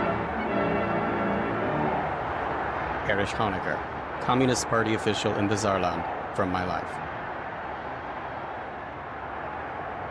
Whether the Germans are a mystical people is debatable. Either way, you can't deny that they are currently undergoing a phase of messianism. Besides, there is also a kind of cultish tendency towards symbolism, undoubtedly a rather degenerate form of mysticism. Flags, badges, uniforms, dueling scars, Führer, Wagner, swastika, golden braids, all of these are symbols. Antoni Graf-Sobański, Polish writer and essayist. Campaigning in a working-class district in Hamburg-Altona, the NSDAP are courting the workers in particular. On November the 12th, 1933, Hitler calls new elections for the Reichstag. Only candidates from one single list are admitted, which is advertised with the slogan, "With Hitler against the armaments madness." The new Reichstag has 661 members and no women or Jews. Only 22 members are not from the NSDAP. Up until 1934, the Communist and Social Democratic parties were still a power. On November the 12th, 1933, on just one street, Rheinische Straße in Dortmund, 2,000 voted no. Hitler had linked this Reichstag election with a referendum on the withdrawal from the League of Nations. Anyone who came to the polling stations received a yes pin, which was intended to exert psychological pressure on the voters. Nevertheless, more than 2 million Germans didn't take part in the election, and over 3 million voted no. Erich Honecker.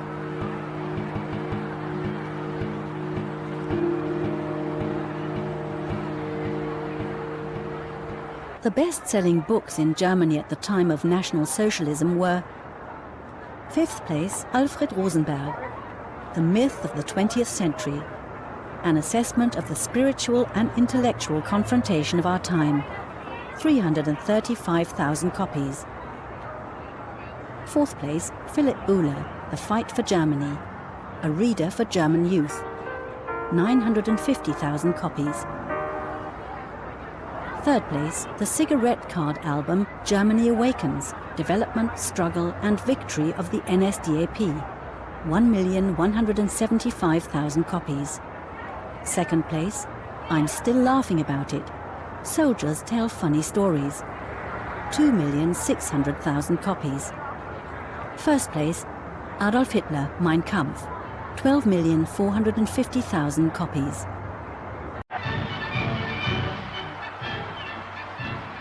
At the Nuremberg Victory Rally in early September 1933, SA Chief of Staff Ernst Röhm is the most prominent party leader after Hitler and clearly his right-hand man. In public, Röhm shows his loyalty to Hitler. Privately, however, he criticizes him severely for his policy on the German army. Thanks to his instinct for power, Hitler is willing to believe the rumors, spread by opponents of the powerful head of the SA, that the leaders of the SA, with its 4 million members, are planning a coup. Perfect Caesarism is dictatorship. Not dictatorship by a party, but by one man who is against all parties, especially his own. Every revolutionary movement achieves victory with the vanguard of Praetorian guards, who are then no longer needed and are merely dangerous. Oswald Spengler, nationalist German historical philosopher.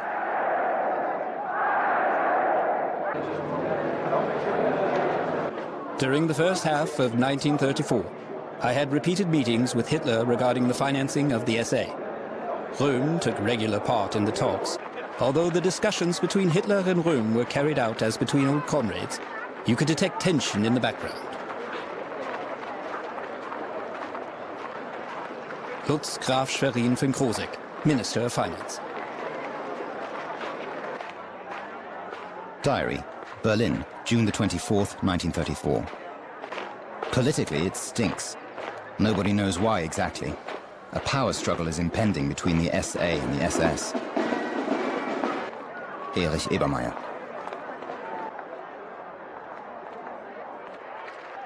When Dietrich Eckart died in 1923, just 4 men were left who addressed Hitler with the familiar du form: Esser, Weber, Streicher and Röhm. Albert Speer, Memoirs.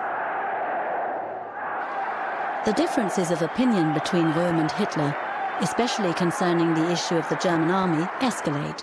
Before the SA leadership, Röhm finally calls for the German army to be included in his command. According to Hitler, Röhm was an anarchist who wanted power at any price.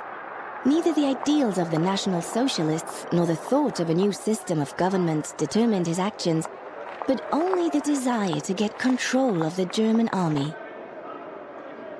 Christa Schröder, Hitler's private secretary. The so-called Röhm Revolt, the Night of the Long Knives, was really an act by Goebbels and Göring to get rid of uncomfortable accessories and dangerous rivals. Theophil Wurm, Archbishop of the Evangelical Church in Württemberg.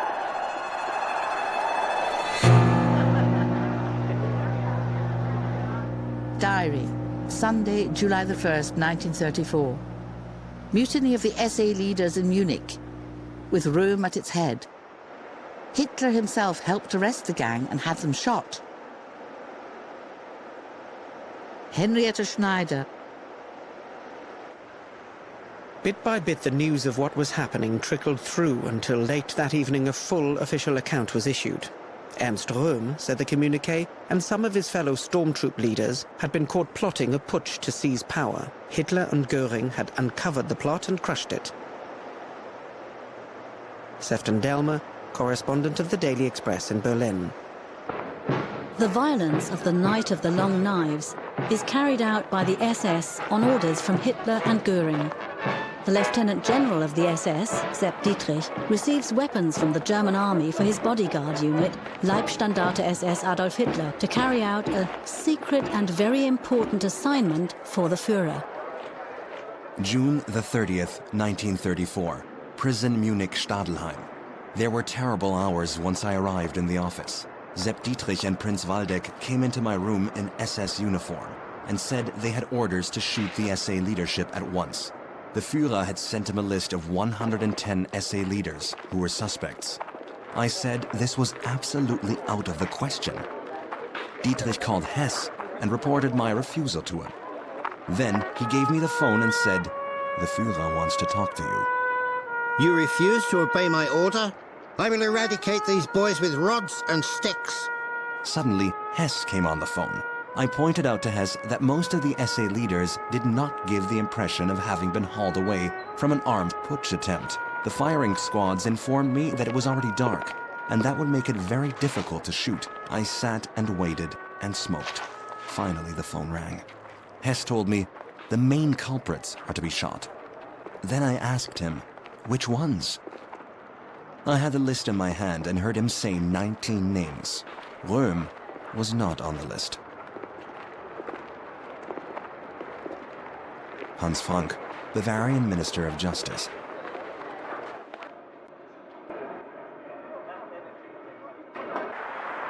On July the 2nd, Hitler announces the official end of the purge in which between 150 and 200 people were shot.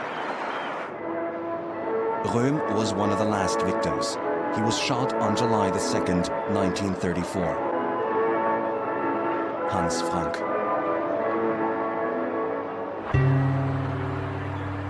Diary, July the 13th, 1934.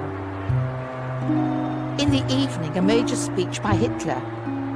To Germany and foreign countries, he justified his actions of June the 30th against the traitors. We are proud of our Führer. May God preserve him.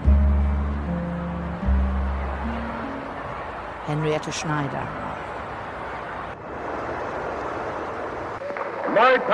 Mutiny is broken by means of the same inviolable principles.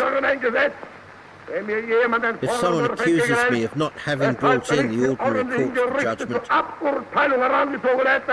I can only say, at this hour, I was responsible for the fate of the German nation, and thus the German people's supreme judge.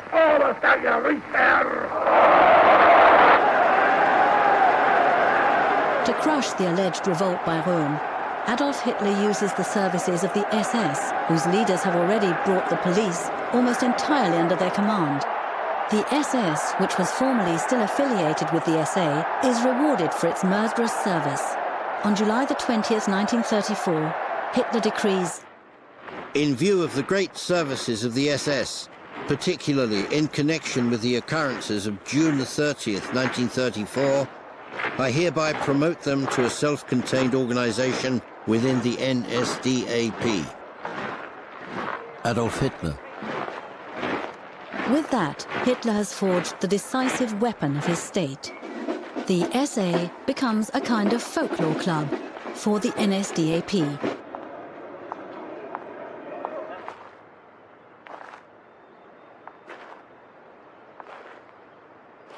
Hitler swore that only 77 people had been executed. It had been unavoidable that some were shot by accident. Like a certain Willi Schmidt in Munich, for example, the SS were in a hurry to shoot the first Willi Schmidt they could find, without court proceedings. You have to consider how many Willi Schmidts there were in Munich. Friedlin Wagner at boarding school.